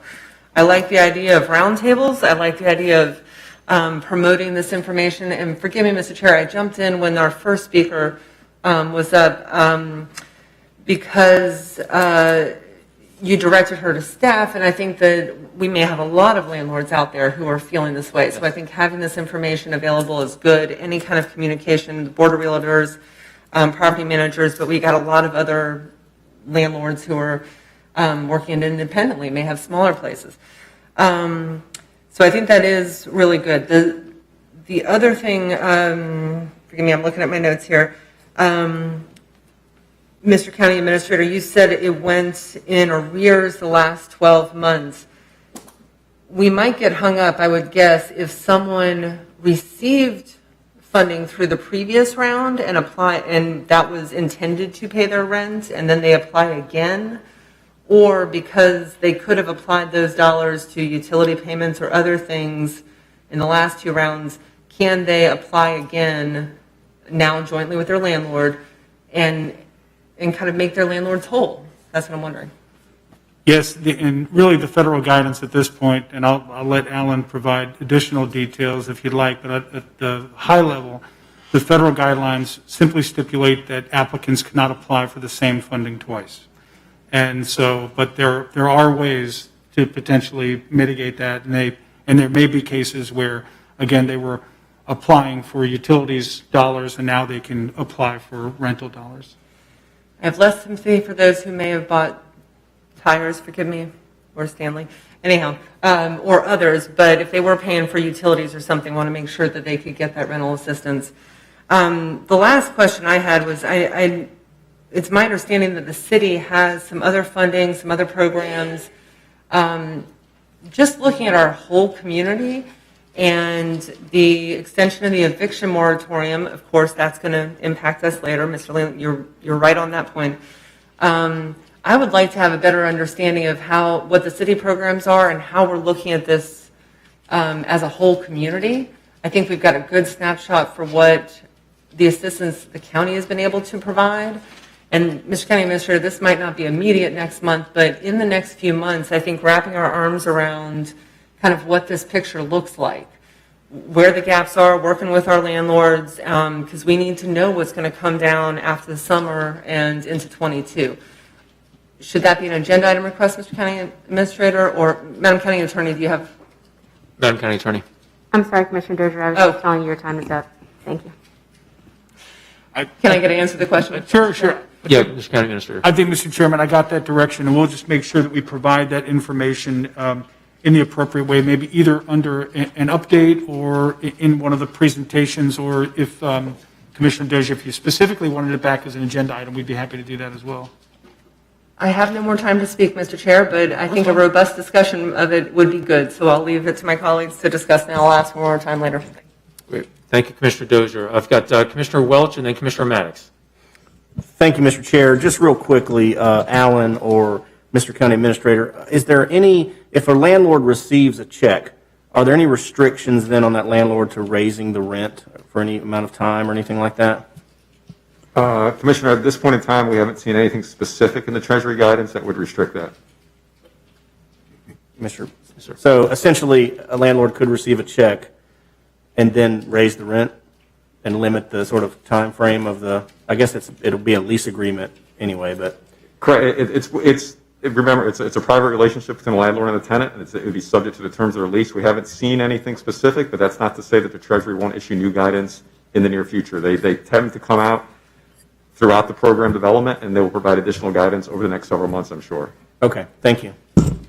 Thank you, Commissioner Welch. Commissioner Maddox, followed by Commissioner Cummings.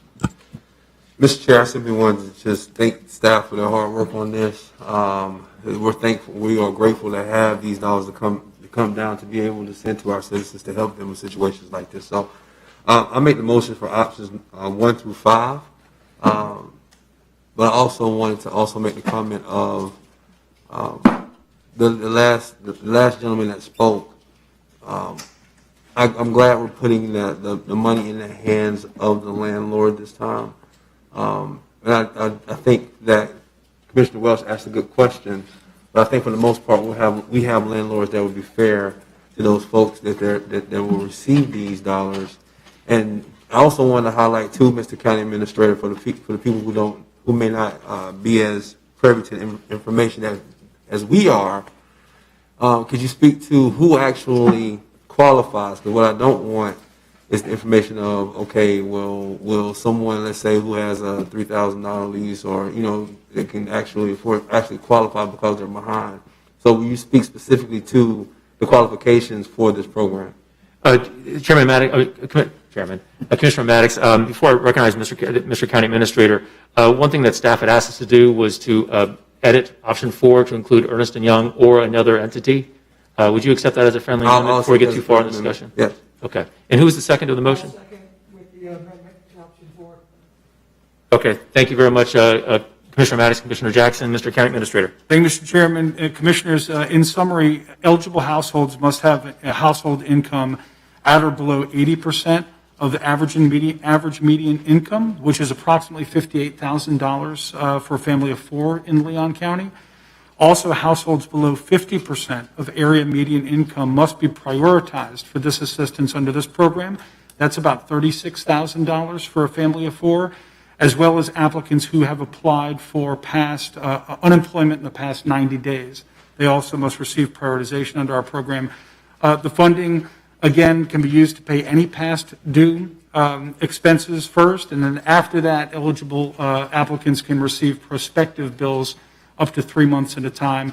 And as we said, it must be paid directly to the landlords, and based on this criteria, the $8.9 million is expected to assist anywhere between 2,000 and 3,000 additional households in our community.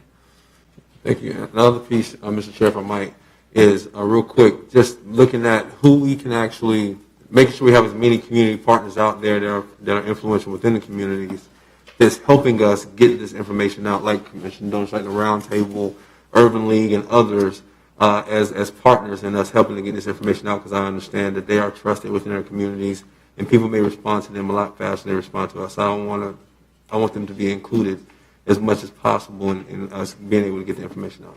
Thank you, Mr. Chair. Thank you, Commissioner Maddox. Commissioner Cummings, followed by Vice Chair Proctor. Commissioner Cummings. Thank you, Mr. Chairman. Just a point of clarification, as far as the process in the second round of CARES funding, what triggers the landlord status? Is it disclosed by the applicant, or do landlords have to actively provide an application and indicate that they have past due rental payments due? I think I know the answer, but let me get Alan to respond to that. Yeah, Commissioner, it would actually be the landlord and tenant can apply together, but regardless, the tenant is going to have to provide the income thresholds that the administrator said, and as you stated, there will have to be proof of past due rent from the landlord. They'll have to provide formal documentation that there is past due rent. But in this program, the landlord and tenant can jointly apply together, but all the documentation requirement will be the same. Thank you. Thank you very much. Thank you, Commissioner Cummings. I've got Vice Chair Proctor, and then I'll wrap it up. This is germane but not germane. As I look at option number 3, option 3, which authorizes the county administrator to expend up to 10% of the county's funding allocation to establish and administer the Leon County Emergency Rental Assistance Program. When I read option 3, it perfectly captures, commissioners, by way of analogy or comparison to some of the questions which were raised on the COVID issue. And I can just see that this language, option 3's language, would be perfect for us in the next round of allocation, that we would fund allocation to establish and administer Leon County emergency COVID distribution or emergency vaccination assistance program. That language clarifies what we need to occur in the absence of leadership, that big vacuum. We need an emergency administrator to distribute our vaccinations. And I think I wanted to just see it there to say that later, our next round of funding, we need that right there for our own county and community. And I thought that language was perfect, and I wanted to capture it. Thank you, Mr. Chairman. Thank you, Mr. Vice Chair. Let me wrap up. I'll just say a few quick things.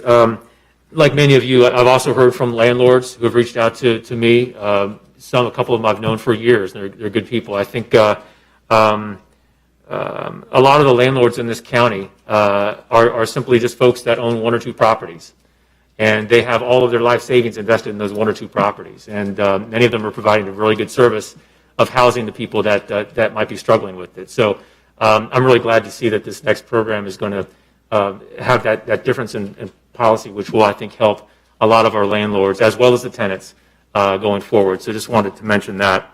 And then also, again, I said this yesterday during the retreat, but I really want to thank the county staff for working nearly 24/7 on distributing funds within the Leon Cares program. I mean, they literally are keeping people in their homes and just keeping them. They're trying to make ends meet, and Shinkton Lammy and his team are doing just that. So I want to thank them. Got another round with this program coming up, but it's going to do a lot of good. So thanks to county staff, Mr. County Administrator.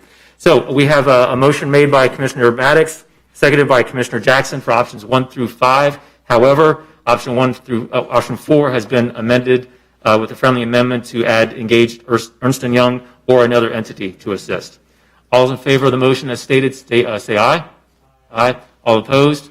Motion passes unanimously with Commissioner Dozier out of chambers.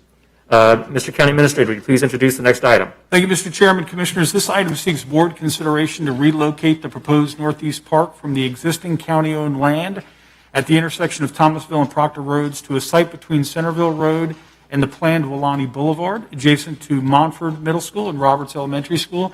Commissioners, Leon County has been actively working to site and develop a Northeast Park for over a decade. In 2012, after an exhaustive effort to identify parcels of inadequate size, the county purchased the existing site at Proctor and Thomasville Roads. As many of you will remember, early last year, property owners adjacent to the Proctor Road site, Horseshoe Plantation, approached the county with their desire to purchase the county's property. Horseshoe Plantation is working very closely with Tall Timbers. They explained that they regularly conduct prescribed burns, and they felt like the smoke and the air quality issues would become a future conflict with the proposed park. Given the possible issues raised by the Horseshoe and the county conducted an updated review for possible land to relocate to Northeast Park, and land located within the Wilani area was identified as a possible location. The site being generally bounded by Centerville Roads and the proposed Wilani extension and the elementary and middle schools. Preliminary analysis, Commissioners, indicates that the relocation of the Northeast Park can be accomplished with no net cost to the county by selling the county-owned site and utilizing the proceeds for the sale to purchase the new site. Regarding the development of the Northeast Park, as directed by the IA at your last Blueprint IA meeting, at your next meeting, you'll be considering the advanced funding of the Northeast Park to align with the construction of the Northeast Gateway project. Commissioners, moving to the Wilani site will not only ensure a greater number of residents can enjoy the park than Proctor Road, but there is a synergy, as we've pointed out in the item, to developing the Northeast Gateway and the Northeast Park together, including reduced costs of aligning construction schedules and sharing stormwater facilities, the design of the park and the Greenway and Trails connections concurrently, and also the integrating of the ingress and egress to the park as part of the roadway design. Finally, Commissioners, the county has sole discretion to buy and sell the land, and the Blueprint intergovernmental agency will need to approve the modifications to the Northeast project location. Commissioners, if approved to move forward, the negotiated sale and the purchase agreements would be brought back for board approval With that, we have no speaker cards. We did receive one comment, which has been made part of the record, and staff is recommending option 1. All right, thank you, Mr. County Administrator. On the queue, I have Commissioner Maddox, followed by Commissioner Welch, and then Commissioner Dozier. Commissioner Maddox. Thank you, Mr. Chair. I just have a quick point of order, just to make sure that we're in right order. Make sure we're making the motion prior to discussion, I think is the way we're set up for rule-wise. So just wanted to throw it out there as a point of order. But also want to congratulate and give him the opportunity to make the motion. I'll second it, Commissioner Welch, on his job well done coming in, and that's going to be a perfect property. So, Commissioner Welch, I look forward to seconding your motion, sir, and hand it over to you to make it. Thank you, Commissioner Maddox. Commissioner Welch. Thank you, Mr. Chair and Commissioner Maddox. I would like to move option 1. Thank you. Can I don't know, can I talk about this real quick? Yes, sir. Thank you. Okay. Thank you for that second, Commissioner Maddox.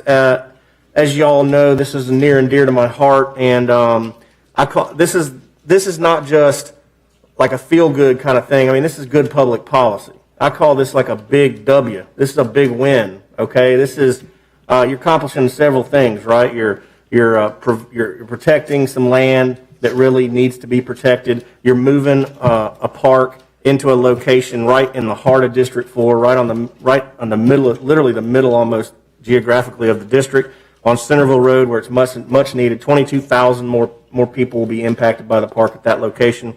It's got words like synergistic in it, which are big time words. So this is just a big time deal for me. So I thank y'all. Thank you, Mr. County Administrator, for your articulation of that policy analysis. I know that you guys recognize this is kind of my priority project, but it is good public policy, and I promise you, I will not push pet projects that aren't good public policy. So on that, I'll just say I would thank you for your support. Thank you, Commissioner Welch. Commissioner Dozier. Thank you, Mr. Chair. So for top priority in a campaign, Commissioner Welch might win. This was pretty good, or pretty great timing, not just, having a little fun there, but I love your daughter, on the campaign ad and stuff. But the timing here is also helpful because of what has happened with Weelaunee, because of what we see in the Northeast and the need for the park. And not to digress too much, Mr. Chair, I do believe my two colleagues here, Commissioner Maddox and Proctor, were the only ones here when we took the vote to purchase the property. And I have never been a fan of that location. I think this is a win-win-win for the property owners, for Weelaunee, for us, for the community. Want to appreciate Tall Timbers' work with this. I think this is a great position. So forgive me for having a little fun, but this is first couple months of our new commission. So the only question I have, Mr. County Administrator, and I think we talked about this a little bit in briefing, but the operations and management of the park, it's going to be built through Blueprint. We have to amend the project site. The O&M, that's going to be an evolving conversation. Will it work in parallel to that process at Blueprint, and how will that come back to us, and when do you expect? Mr. Chair, and thank you, Commissioners, and Commissioner Dozier.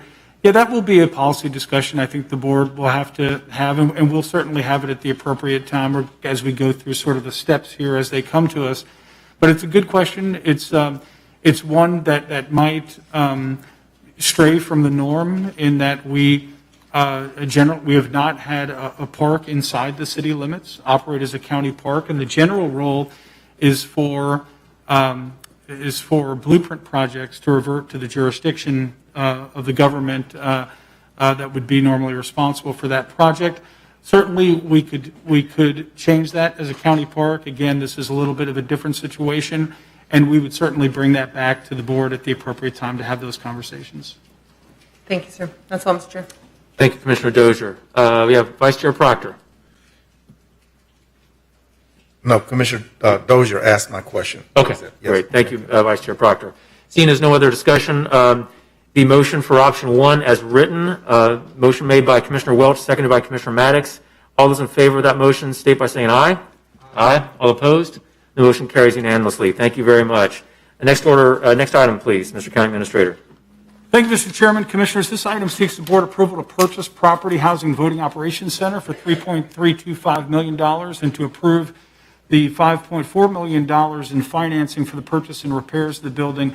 This comes, of course, in response to your direction of December 8th, when the board authorized the county administrator to negotiate the purchase of the site and to solicit bids to the county's financial advisor to finance the acquisition of the property and the roof replacement.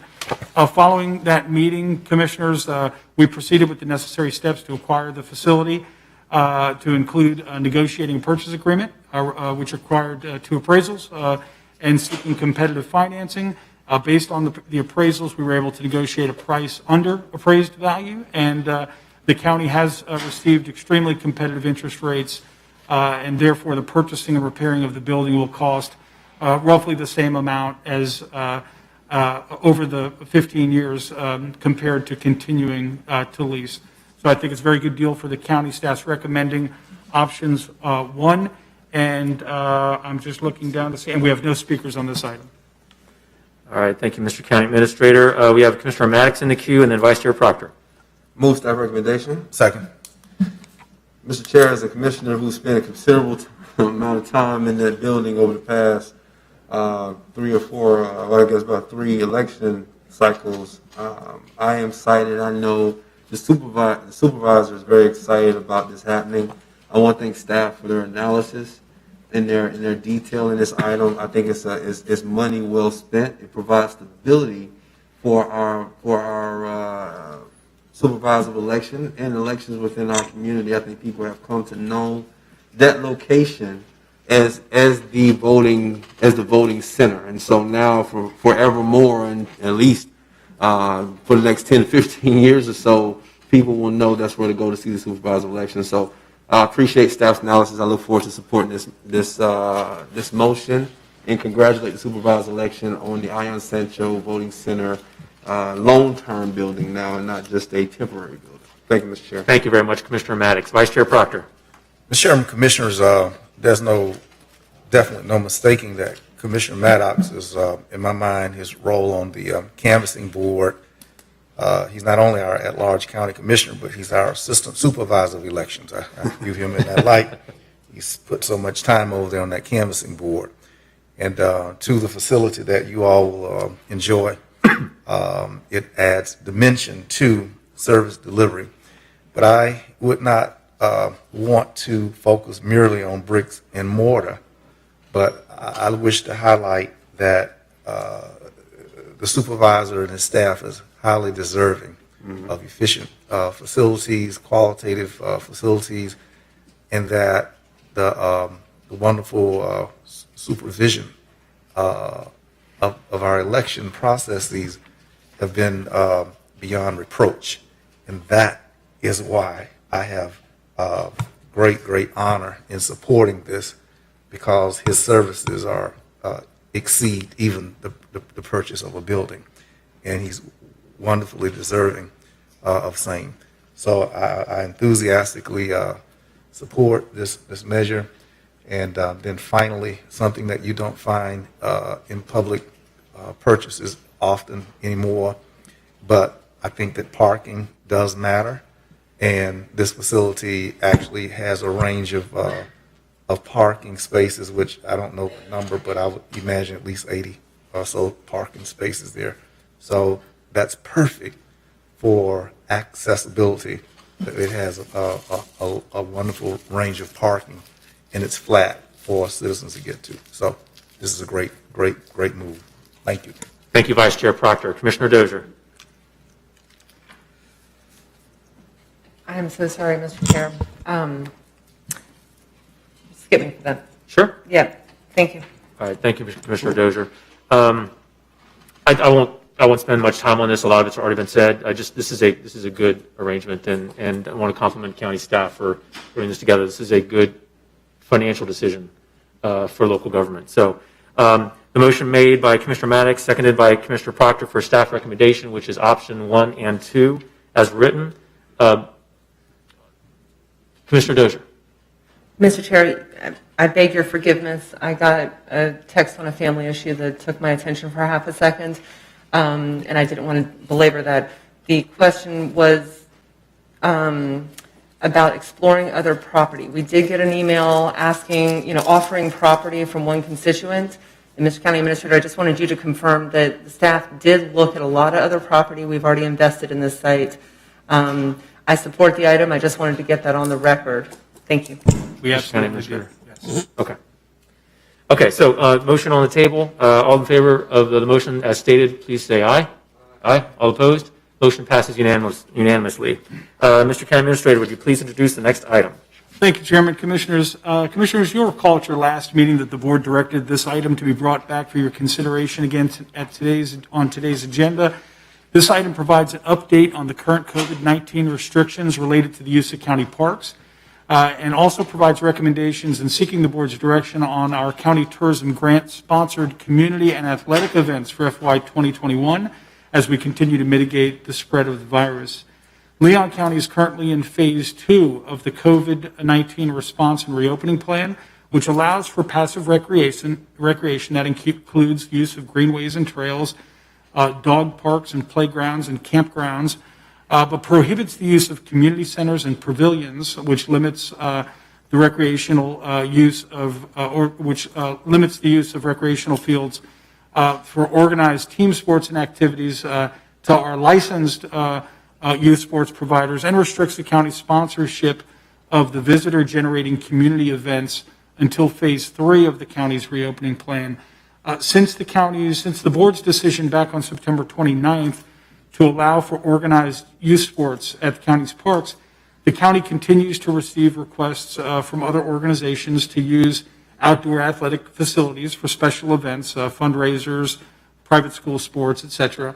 However, the CDC guiding principles for COVID-19, which assign risk levels based on the type of sports and activities, remain unchanged since the board's decision in September. So staff is recommending that no changes be made related to the use of county parks at this time. However, the board has the discretion, of course, to adjust the current reopening policies and practices related to the use of county parks. This item also seeks board guidance related to the county's role in sponsoring upcoming visitor-generated community and athletic events, which is not anticipated to resume until phase 3 of the county's reopening plan. Tourism funding for these events is included in the county's budget, but given where we are with COVID-19 and the current public health guidance, staff is not recommending the disbursement of funds to sponsor and encourage community gatherings at events at this time. Consistent with public health guidance, the item recommends the board acceptance of the report, which is option 1. Should the county achieve the health-related gating criteria at any time for phase 3, an agenda item will be prepared and brought back for the board's consideration for the progressive relaxation of restrictions for social gatherings in support of safe reopening and resuming activities. Should the board wish to resume the county's sponsorship of all or any of the 2021 tourism grant recipients, option 3 provides direction for us to modify the county's response and reopening plan in accordance with how the board sees fit. Should the board wish to provide specific guidance to modify the reopening plan to financially support tourism events prior to achieving the gating criteria for phase 3 of the reopening plan, several approaches are provided for board's consideration in option 4. Again, commissioners, the board has the discretion to adjust the current reopening policies and practices as it sees fit, and the item provides additional options for your consideration should the board wish to expand the use of county parks or the disbursement of the county sponsorship funds for those purposes. And commissioners, we have 3 virtual speakers on this item and 2 in-person speakers on this item. Thank you, Mr. County Administrator. Would you please introduce the first speaker? First speaker is Powell Crease. All right, Ms. Kreis, would you please state your name and address for the record, ma'am? And you have 3 minutes. Absolutely. Thank you for having me. My name is Powell Crease, 1214 Clark Avenue, Tallahassee, Florida, 32301. So I'll admit that I'm a little nervous. This is my first time being inside of a space with other people since March, but I hope it speaks to how important this issue is to me. Last year was the Chain of Parks Art Festival's 20th anniversary. Obviously, we had to cancel, and rightfully so. But we've had almost a year to plan what 2021 will look like. And I know everybody has in their head a vision of what the Chain of Parks Art Festival looks like. Saturday, midday, packed, lots of people. And so I understand there's some hesitance of approving, but I want you guys to all know that I've taken a lot of time and effort along with my team to completely restructure the festival so that it is a safe event where people can come and take care of our artists who are really hurting. We've downsized to about 65% less capacity than we normally would. We've got lots of new safety measures in place, including a free ticketing system with wristbands, mask requirements, spacing. This is just really important for our artists. Without funding this year, I honestly don't know how we will continue. This is an event that usually brings a lot of funding to our community, and we recognize this year won't be a big tourism funding year, but it is necessary to sustain our sponsorships, our volunteers, and our general continuity with the community. So I'm pleading that you all allow us to have funding, as well as be a little bit flexible with what that funding can go towards, since we're having to reallocate most of our marketing expenses towards COVID safety. So I appreciate your time, and I just want you to know that we're doing everything we can to make this a safe event for our community, and there are more details on our website, chainofparks.com. Thank you. Thank you very much, Ms. Crease. Next speaker, Mr. County Administrator. The next speaker is a virtual speaker, Diana Ramsdell. Ms. Rangsdell, welcome. You have 3 minutes, please, and please state your name and address for the record.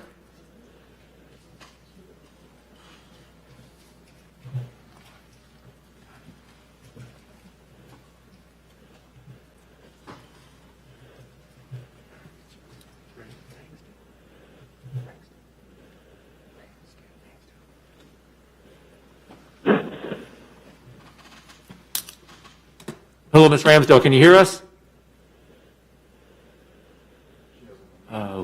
We can't hear you, ma'am. If you could please unmute. For some reason, it's not happening. Can you hear me now? We can hear you now. Thank you very much. Could you please state your name and Thank address you. for the Sorry record? for that. 3 minutes. Sorry for that technical difficulty. Yes, this is Diana Ramsdell. I'm with the Ocklawahamie River Kennel Club, and we have our annual dog show at the fairgrounds every year. We have for the past 30 years. And it's the last week in February. Now, this year, of course, is like none other because of the pandemic. And we have taken considerable effort to modify our program so that we can stay well within the safety guidelines and requirements for the COVID restrictions. We have a number of sanitizing and masks and distances. Our buildings, we rent the fairgrounds, now the entire fairgrounds for our show. And those buildings have rings in them that allow not as many people as you would consider in most events, but we are also limiting our people in the buildings to just people who are showing dogs. Actually, what we term it now is show and go. They can't hang around. They can't set up crates. They just come in for their part in the competition. We do have outdoor activities. We figure that half of our activities are outside, the other half are within the buildings, and we are considering moving some of those inside activities outdoors. So we are very thankful for the support that you all have given us over the last years for our show. We do have financial obligations, specifically the fairgrounds for us to rent for that week is like $35,000. So we are hopeful that we can have the support this year.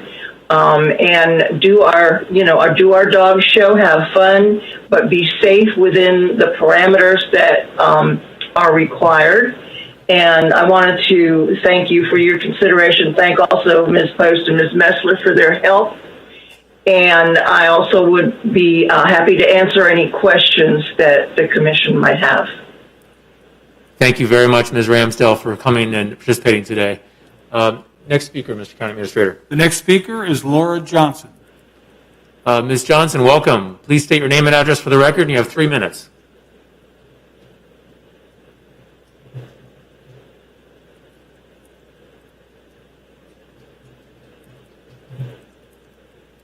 This is Laura Johnson, 6228 Buck Run Circle. Thank you, Mr. Chairman and members of the Board of County Commissioners for the opportunity to be here, and on behalf of Southern Shakespeare Company and our upcoming outdoor festival, May 6th through 9th, 2021. Like so many other things around the world, the arts and culture sector has been severely impacted by the COVID pandemic. This may seem immaterial when compared to the public health crisis that we've all been discussing today, but arts and culture throughout the pandemic have provided respite and nourishment, with countless arts organizations, including Southern Shakespeare Company, finding ways to adapt in what has become a most virtual world. Still, there's nothing like live theater or live music concerts or art, and the public is starved for it.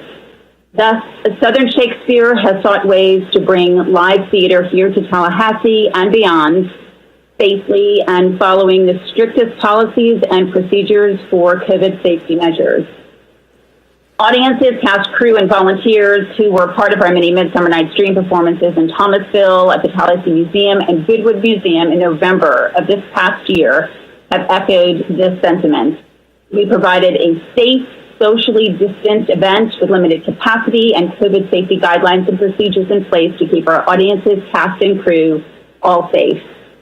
Disruptions to the cultural calendar result in catastrophic financial losses, and as we know, cancellations don't solely affect the ticket holders, but entire ecosystems built around an event.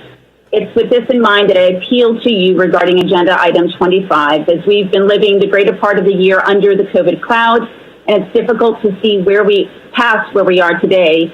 Each of these large events is very different in size, scope, and needs. And for the Southern Shakespeare Festival, we follow the CDC guidelines for events and gatherings, have been meeting with the City of Tallahassee Parks and Recreation to determine best practices to limit capacity of attendance, maintain crowd control, implement mask requirements, have hand sanitizer stations, eliminating food truck vendors. As Powell noted, this year's festival will look very different than years past. For Southern Shakespeare as well. We can only work with what we know now. We know it's the safety of our staff, cast, crew, volunteers, and community that matter the most. We want to be able to bring them live theater again with your support. Losing our festival last year was so painful. Losing the financial support and opportunity in 2021 would be devastating to Southern Shakespeare and have long-lasting effects, as we know. Large events such as ours means to a recovering community and its economic ecosystem. Thank you all for your time and consideration. Ms. Johnson, thank you very much for your time. Mr. County Administrator, next speaker, please. Final speaker, Elizabeth Emanuel. Ms. Emanuel, welcome. Please state your name and address for the record. You have 3 minutes.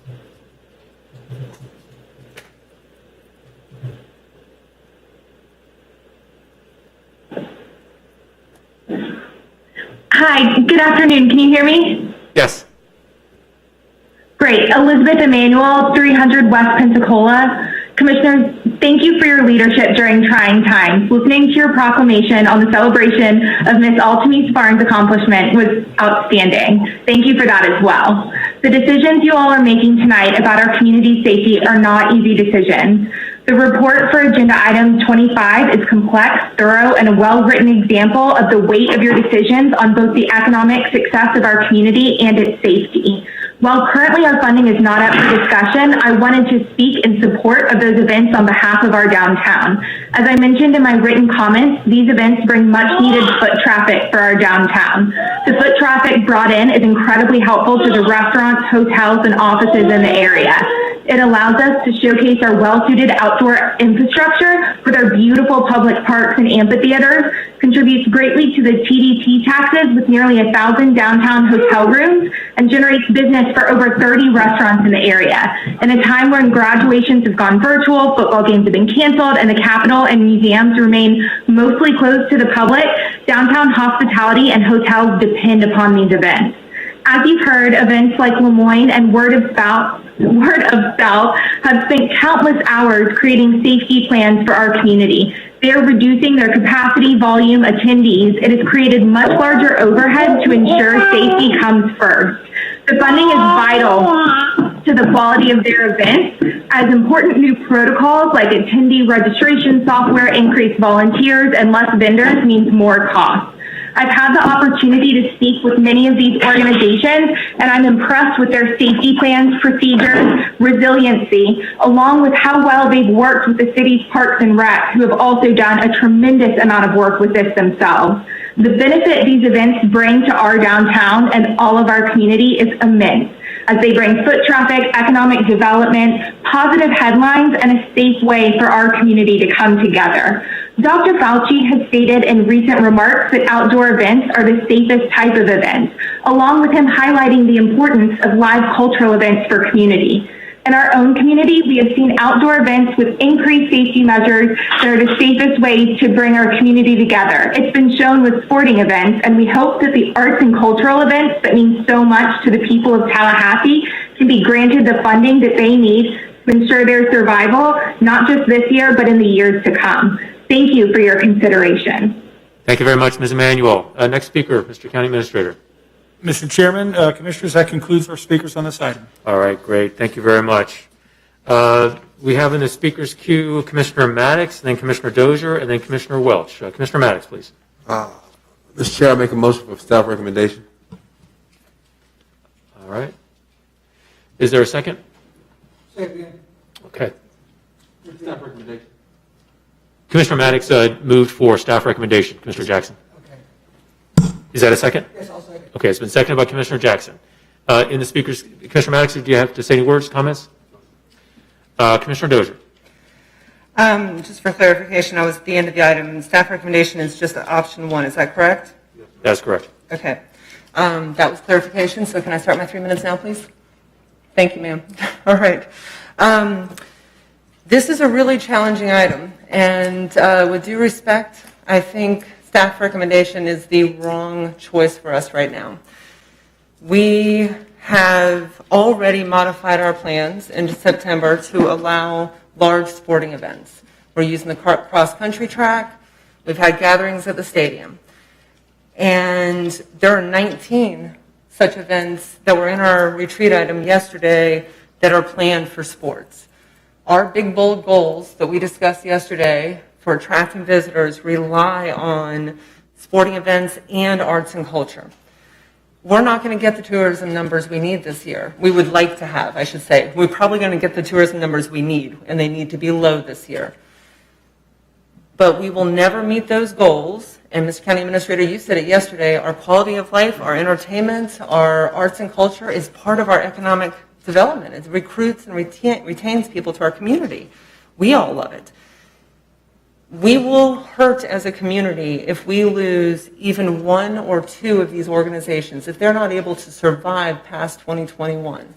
We have provided funding, TDC funding, that's the Tourist Development Tax, through COCA for virtual and hybrid events, and it has helped sustain our arts and cultural organizations even in this odd year. It's not permanent, it's during COVID. I truly believe that this is part of that stimulus. Now, I'm not saying that every single event is created equal. I do not support option 2. Anybody applying for, to reserve one of our county parks for events. We're talking about organizations that will have a pre-approved plan through Tourist Development Council or the city, and I think those plans should work in tandem. We shouldn't be asking for 2 separate plans. And we're all realistic. All the organizations I've talked to know that if things are as bad in March as they might be now, there could be some different decisions to be made. But our funding through TDC will help these organizations survive. And we can't make this decision at the end of February or beginning of March for events that are happening in April and May. It just cannot happen. We've got to let them know what our decision is now, or we could do it on February 9th if we wanted to see what the city does with the COVID plans. From my perspective, again, we have a double standard right now with sports and with arts and culture, and that is troubling to me. I am as stringent about masks and social distancing and protecting our community as every one of you. But I do think we have a double standard. I think we rely on these community partners, these organizations, and we need them to be with us in the future. Mr. Chair, I'm going to ask for an extension here because County Attorney is about to interrupt me. Second. All those in favor of the motion for extending Commissioner Dozier's time, say aye. Aye. Yes. Yes. All opposed? Okay, passes unanimously. I don't know Mr. if I'll Dozier. take it all, but that's what the rules are. Thank you, sir. Okay, so this is about the long-term benefit of our community. And the only other caveat, I really didn't have much more than a motion, Mr. Chair. And one last piece here. I don't know if all of the events that qualify for TDC funding are going to be able to meet guidelines for a COVID plan. I hate to say this. I don't know how Springtime Tallahassee would manage this with a parade. For Word of South, for Shakespeare, for Lemoyne, for others, for Red Hills, they may very well be able to do this and manage it. It's going to be a real-time thing, and the plans will be very controlled through TDC and City of Tallahassee. I believe we have to move forward with the funding. These organizations have worked hard for months. It was their impression that, particularly the legacy groups, that they would get that funding. So forgive me, Mr. Chair, this is a really important one for me, and I'm really concerned about what it's going to do to our community. So with this, I'm going to make a motion for option 3 with approved COVID response plans by TDC, a substitute motion, Madam Chair, thank you. A substitute motion for option 3 with the requirement that COVID response plans have to be approved by City of Tallahassee and TDC if it's on city property or just the TDC staff. And with the caveat, if things get worse, this will be a realistic, reflection on our COVID numbers at that time of these events. I will second that motion. Thank you, sir. I truly appreciate it. I'm sorry. Repeat the last part. If things get worse. If there was an event this month, Commissioner Maddox, I would have trouble with that given where the numbers are. I'm going to hope that by April and May, March, April, May, our numbers are better. And that these measures that are in place in the COVID plan will make us all feel comfortable that it is managed well. But reserving that, we can work this out in the future, but I think it's important for us to move forward. And if you want to discuss more details about that, we can do that. But you said things get worse, so it's coming back. I think that's something we have to work out. I think right now, I'm just saying we need to move forward. We need to have a plan. If we do move forward, then yeah, let's talk about those details.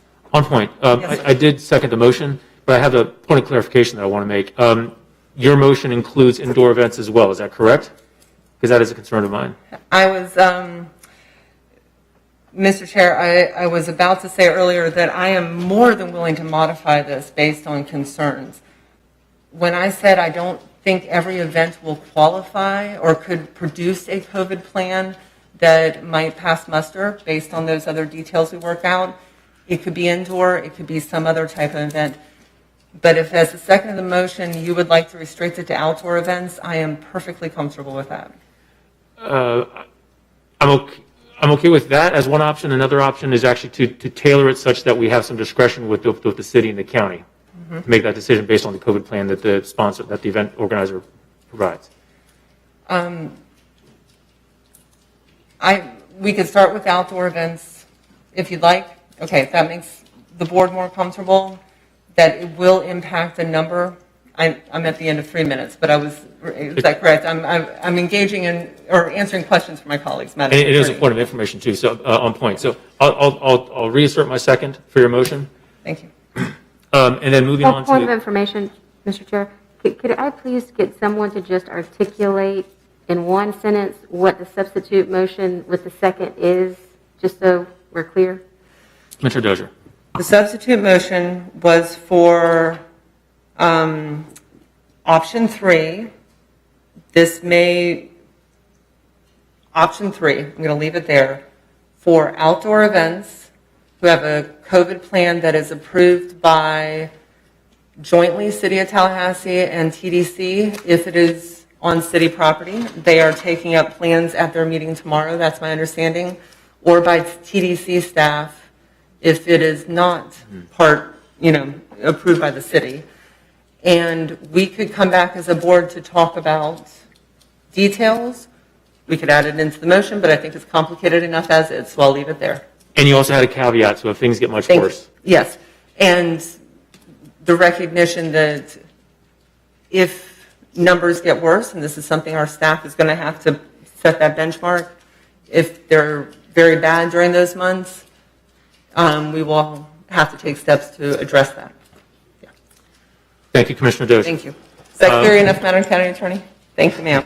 All right, in the queue, we have Commissioner Welch, Vice Chair Proctor, Commissioner Cummings, and then Commissioner Maddox.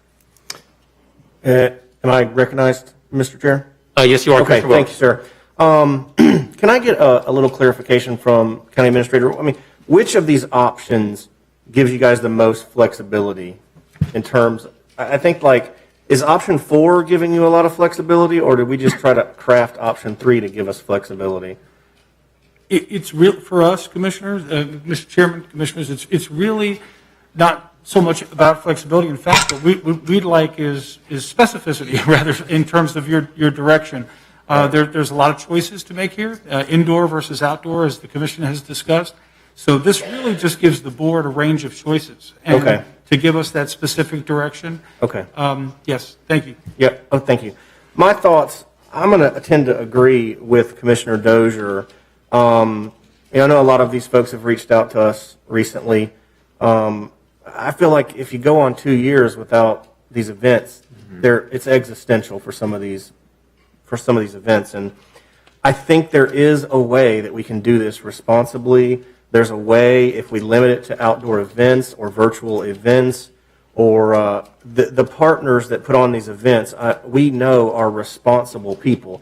They are not inclined to do things that are dangerous to other folks. Now, obviously, individual behavior is individual behavior, but I think that you can craft these events in a way that make them safe and allow them to thrive into the future. And so I am going to support the motion on the table. I want as much flexibility as possible in terms of options for us as the county to say, whoa, or, say giddy up or to slow down. You know what I'm saying? So that was the genesis of that question. But my instinct is to go forward, allow these events to continue to receive this funding so that they can survive, So that's just kind of where I'm at. Thank you. Thank you, Commissioner Welch. I just wanted to mention to the board, we do have dinner available. Want to try to see if we can get a quick bite to eat before we have to come back at 6 o'clock for the public hearing. So just keep that in mind. Next, we have Vice Chair Proctor, followed by Commissioner Cummings, Commissioner Maddox, and Commissioner Jackson. Vice Chair Proctor. Mr. Chair, I dare not stand between the board and eating. I yield to Commissioner Cummings. Thank you, sir. Commissioner Cummings. Thank you, Mr. Chairman. I'm also conflicted about the economic impact of non-funding has on these activities that I guess are funneled through what the Division of Tourism, if I understand it correct, they approve the specific grants. The county provides the revenue for the grants. We know everything was basically shut down last year. We're going into a second year now. I too have received correspondence, email like everybody else. I think we probably all have received the same correspondence about the lack of funding, about the concern about COVID. So I think it's a balancing. We've got to look at the economic impact, I believe. And I agree with Commissioner Dozier. I believe we have to find a way to give staff, the Division of Tourism, a little bit more flexibility. I think that there are some CDC guidelines that are out there where we can make some of our activities, especially the outdoor activities, safe and in compliance. And if I read the summary correct, I believe it indicated that the only thing that's really outright approved now is, cross country, I believe, track. And I think that's just very, very restrictive. I think because right now we have the vaccine, more people are becoming vaccinated. We are trying to move to, herd group vaccination, inoculation. I just think it's going to be a death knell to many of these organizations if we don't find some flexibility to find some type of funding within the CDC guidelines, especially for other outdoor events. Thank you. Thank you very much, Commissioner Cummings. Commissioner Maddox. Thank you, Mr. Chair. My initial motion was based on the fact of, if things get worse, what are we going to do? I like the idea of funding these programs, but also at the same time I was thinking when I made the motion, is there a way we can provide some kind of relief to these organizations without putting them in a situation where we vote today to give them money, we give them money, and then in February the numbers get worse, 2 or 3 strands come out, which we've already seen, and then we have to go back and tell them, okay, we understand we gave you the money, but you can no longer have the event. So at that point they have the money, but they can't have the event. Maybe I should ask them to change the dates on it, and whenever we can clear them up to actually have the event, they have the event. And so, whether it's indoor or outdoor, I think, I'm willing to go with both of them. But the specifics of what happens, I think in North Carolina, Georgia, and other states, they're already talking about 2, 3 other strands that are out that are more dangerous than the ones we dealt with before. What happens if things get worse? The folks have this money, and then we go back and tell them, well, no, you can't have your event. Is there an expectation that they push the date back? I don't want to see them go under any more than anybody else. I'm almost to a point of, if there's a hybrid where we can provide them some economic relief until we get into a place where they can actually have these events safely, then we do that. But I'm not even sure where that pot of money will come from. Most of these nonprofits will probably apply for money at that point. So I can support the substitute motion and even rescind my original motion. But I'm not in the business of trying to set these organizations up. The last part of what you said, so I asked for clarification. None of us are going to be sitting up here saying, go ahead and have your event if COVID runs rampant and gets worse in the next month. We're going to go to the same organizations today that we're saying yes to, and we're going to tell them no, and then they're going to be stuck. So I don't want managing expectations is a thing too. We can sit up here all day and wish and hope and talk about the fact that we want to keep them open, because we all do. But what are we going to do if things get worse? And there's no guarantee that things won't get worse. As a matter of fact, people may just go in the other direction, do what they want to do, and things could get worse. Look what happened with the Christmas vacation. You come back from the Christmas vacation, numbers got worse. Then they're talking about 2 or 3 other strands. So I'm simply saying I can get where you guys are trying to go, but tell me what happens. How are we going to deal with the situation if things get worse? Are we going to expect the organizations to give the money back? Are we going to let them hold on to it and have the event later? What does that look like? That's the detail that I'm looking for. And if I can get that detail, I can rescind my motion. We can move, and I can support the original motion. But without that piece, I don't know that I can support it, because I think we're setting them up. Thank you, Mr. Chair. Thank you, Commissioner Maddox. Commissioner Jackson and Commissioner Dozier. Pardon me, I should clear it before I turn the microphone on. Mitigate or promote. Every decision that we make either mitigates the virus or promotes the virus. And maybe we made the wrong decisions. And maybe I participated in the wrong decision to approve cross-country. But in this case, I'm firm that we need to accept staff recommendation. Thank you, Commissioner Jackson. Commissioner Dozier. Mr. Chair, I know I've had a lot of time. I'll need to ask for additional time, but it's to clarify the motion. All those in favor of Commissioner Dozier having extra time, say aye. All opposed? One opposed, Commissioner Jackson. No, I was late in my eye. Oh, all right. So it is unanimous. Speak on. Thanks for the clarification there, my friend. And I didn't mean to single you out, but media has asked that I actually mention the folks that are on the yay and nay side. So that's why, Commissioner Jackson. Commissioner Dozier, you have 3 extra minutes, ma'am. Thank you. Commissioner Jackson, you have had incredibly heartfelt and persuasive comments about our need to protect everyone in our community and our families, and I agree with you. I do.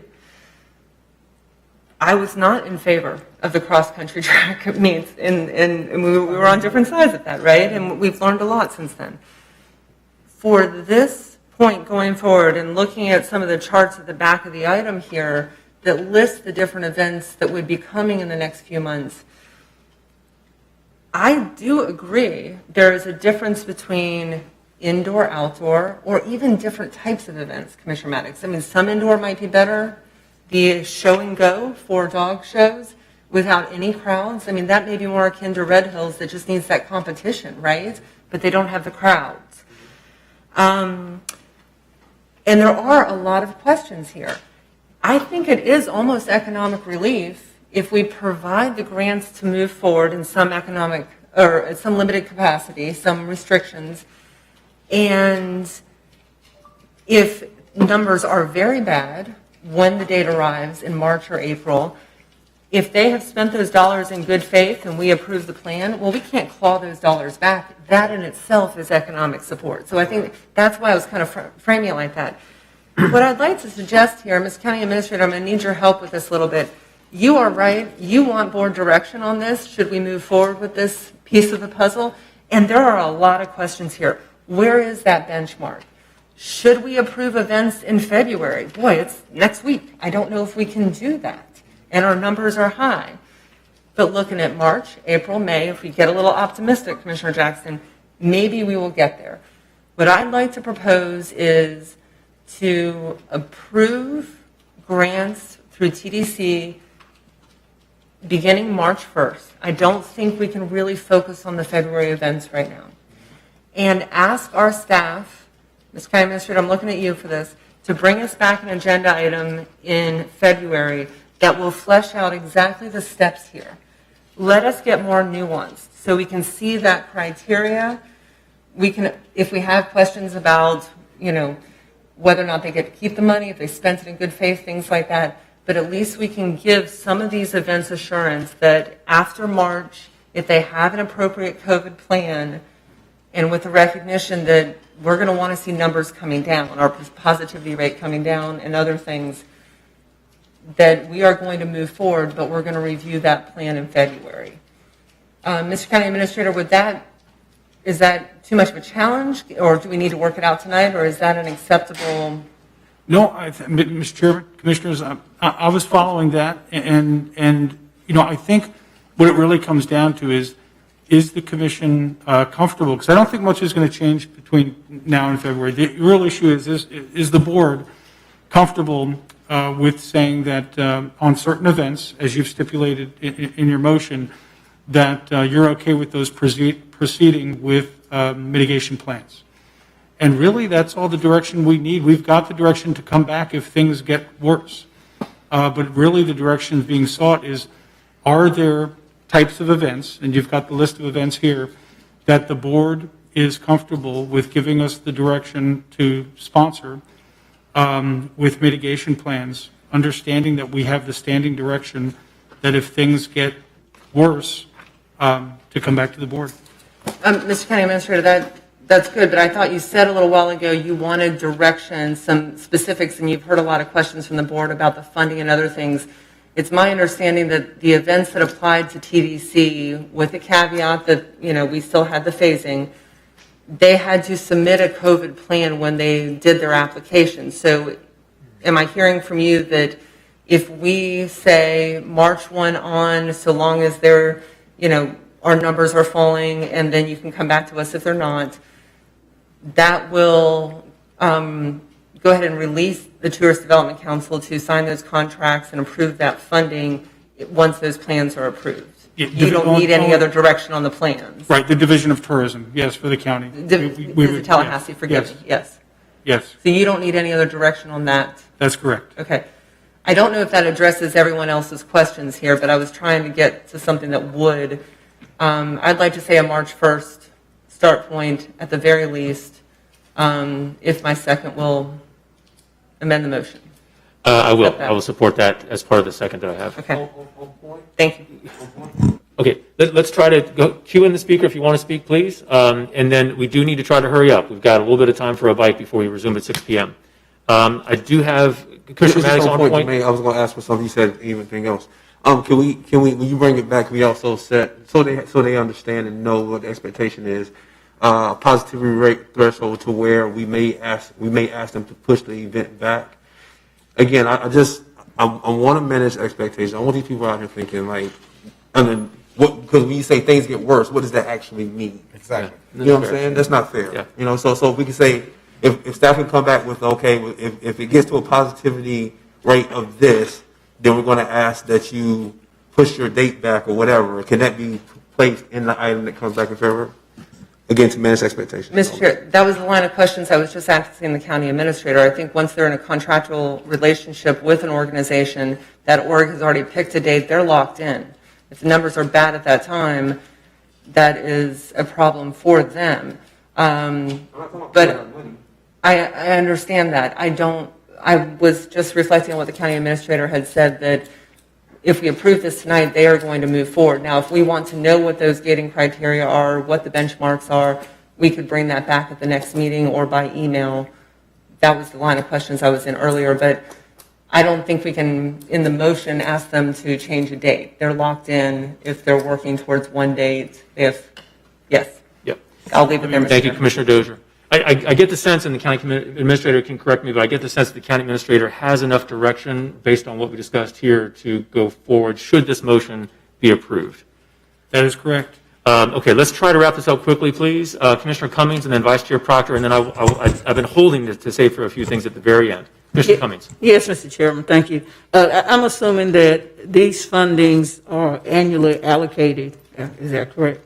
And if we're not in a COVID situation, what would generally be the expectation and timetable for all of these entities as far as receiving grants? And I'm just trying to see how far we are off kilt, or if we are off. Sure. We are generally in the time frame that we would be approving these and giving the events the go ahead. This is generally about the time when we would do that. So we're not far off. We're not very far off. It's just that if we were to go any further, as has been mentioned in your discussion by commissioners, there are organizers who say if we wait too much longer, it gets problematic for them to prepare their events. So within the parameters, Mr. Chairman, within the parameters of Commissioner Dozier's amended motion, we would be okay from the timetable. We wouldn't be that far off as far as adversely affecting any of the entities. That's correct. Okay, thank you. Thank you, Commissioner Cummings. Vice Chair Proctor. Commissioner Maddox captured pretty much when things are really bad. That's what Commissioner Dozier used when things are really bad for staff to. I don't think public policy is around something that's we have no threshold, because if things are really bad, according to Governor DeSantis, things never really get bad. If we go by CDC, things are really bad. We got about 3 or 4 fluctuating standards of different numbers, and I think that if we want to give these people some money and call it an act of God, they probably didn't have Lords of London insurance to cover this possibility upon their event. But maybe we should just stipulate this year we're giving so much COVID money away, about $62 million already to vote for bad luck on COVID. Maybe that's what we should do. Find a percentage that we give to them that covers the administrative costs that they were expecting. I go that far to be interested to seeing what the administrative costs would be. And, I know that the horses did come here for the feed, the hay, the cost of storing the horses and all. So, but the administrative costs, I'm willing to do that this year versus creating a loosey-goosey standard that's abstract, and that's unconstitutional. I don't know what equal protection of the law derives from when it's like that. Thank you, Mr. Vice Chair. Let me just wrap this up. We'll then have the vote. Like many of you, I've spoken with many of the event organizers, and many of them have told me the same thing. You know, they were able to scrape by and survive in 2020, making the most of what they had from a budgetary perspective. Many of them say that if they have to do that same thing again for this year, they probably won't be back in 2022. My own family, I mean, we participate in many of these events. It's part of the great memories we have of my young kids growing up and my wife and I dating and all. I mean, it's part of Tallahassee, some of these events. It's been an excruciating decision to make on this agenda item, but I do believe that Commissioner Dozier has struck the right balance, and so I plan on voting for it and supporting it. I've also had conversations. I can't speak for all of the event organizers, but the ones I've spoken to, I've asked them explicitly, should things get worse, if the variants of COVID-19 start to come into Leon County and we have to make adjustments, are you okay with that? Do you understand what those implications are? And the ones that I've talked to have said, yes, absolutely. We just want a chance. We want a chance. And so I'm strongly supporting this motion. With that being said, the substitute motion made by Commissioner Dozier and seconded by myself for option, the motion as stated by Commissioner Dozier, do you need to have her repeat it? All those in favor of the motion, substitute motion, signify by saying aye. Aye. Show of hands, please. Okay, the motion carries 6-1 with Commissioner Jackson in dissent. Pardon me? Okay, so the vote is 5-2 with Commissioner Jackson and Vice Chair Proctor in dissent. All right, thank you very much. What I'd like to do is I'd like to entertain a motion to recess for 12 minutes. We are required by state law to return at 6 p.m. for the public hearing. And a second for the recess? All right, thank you very much.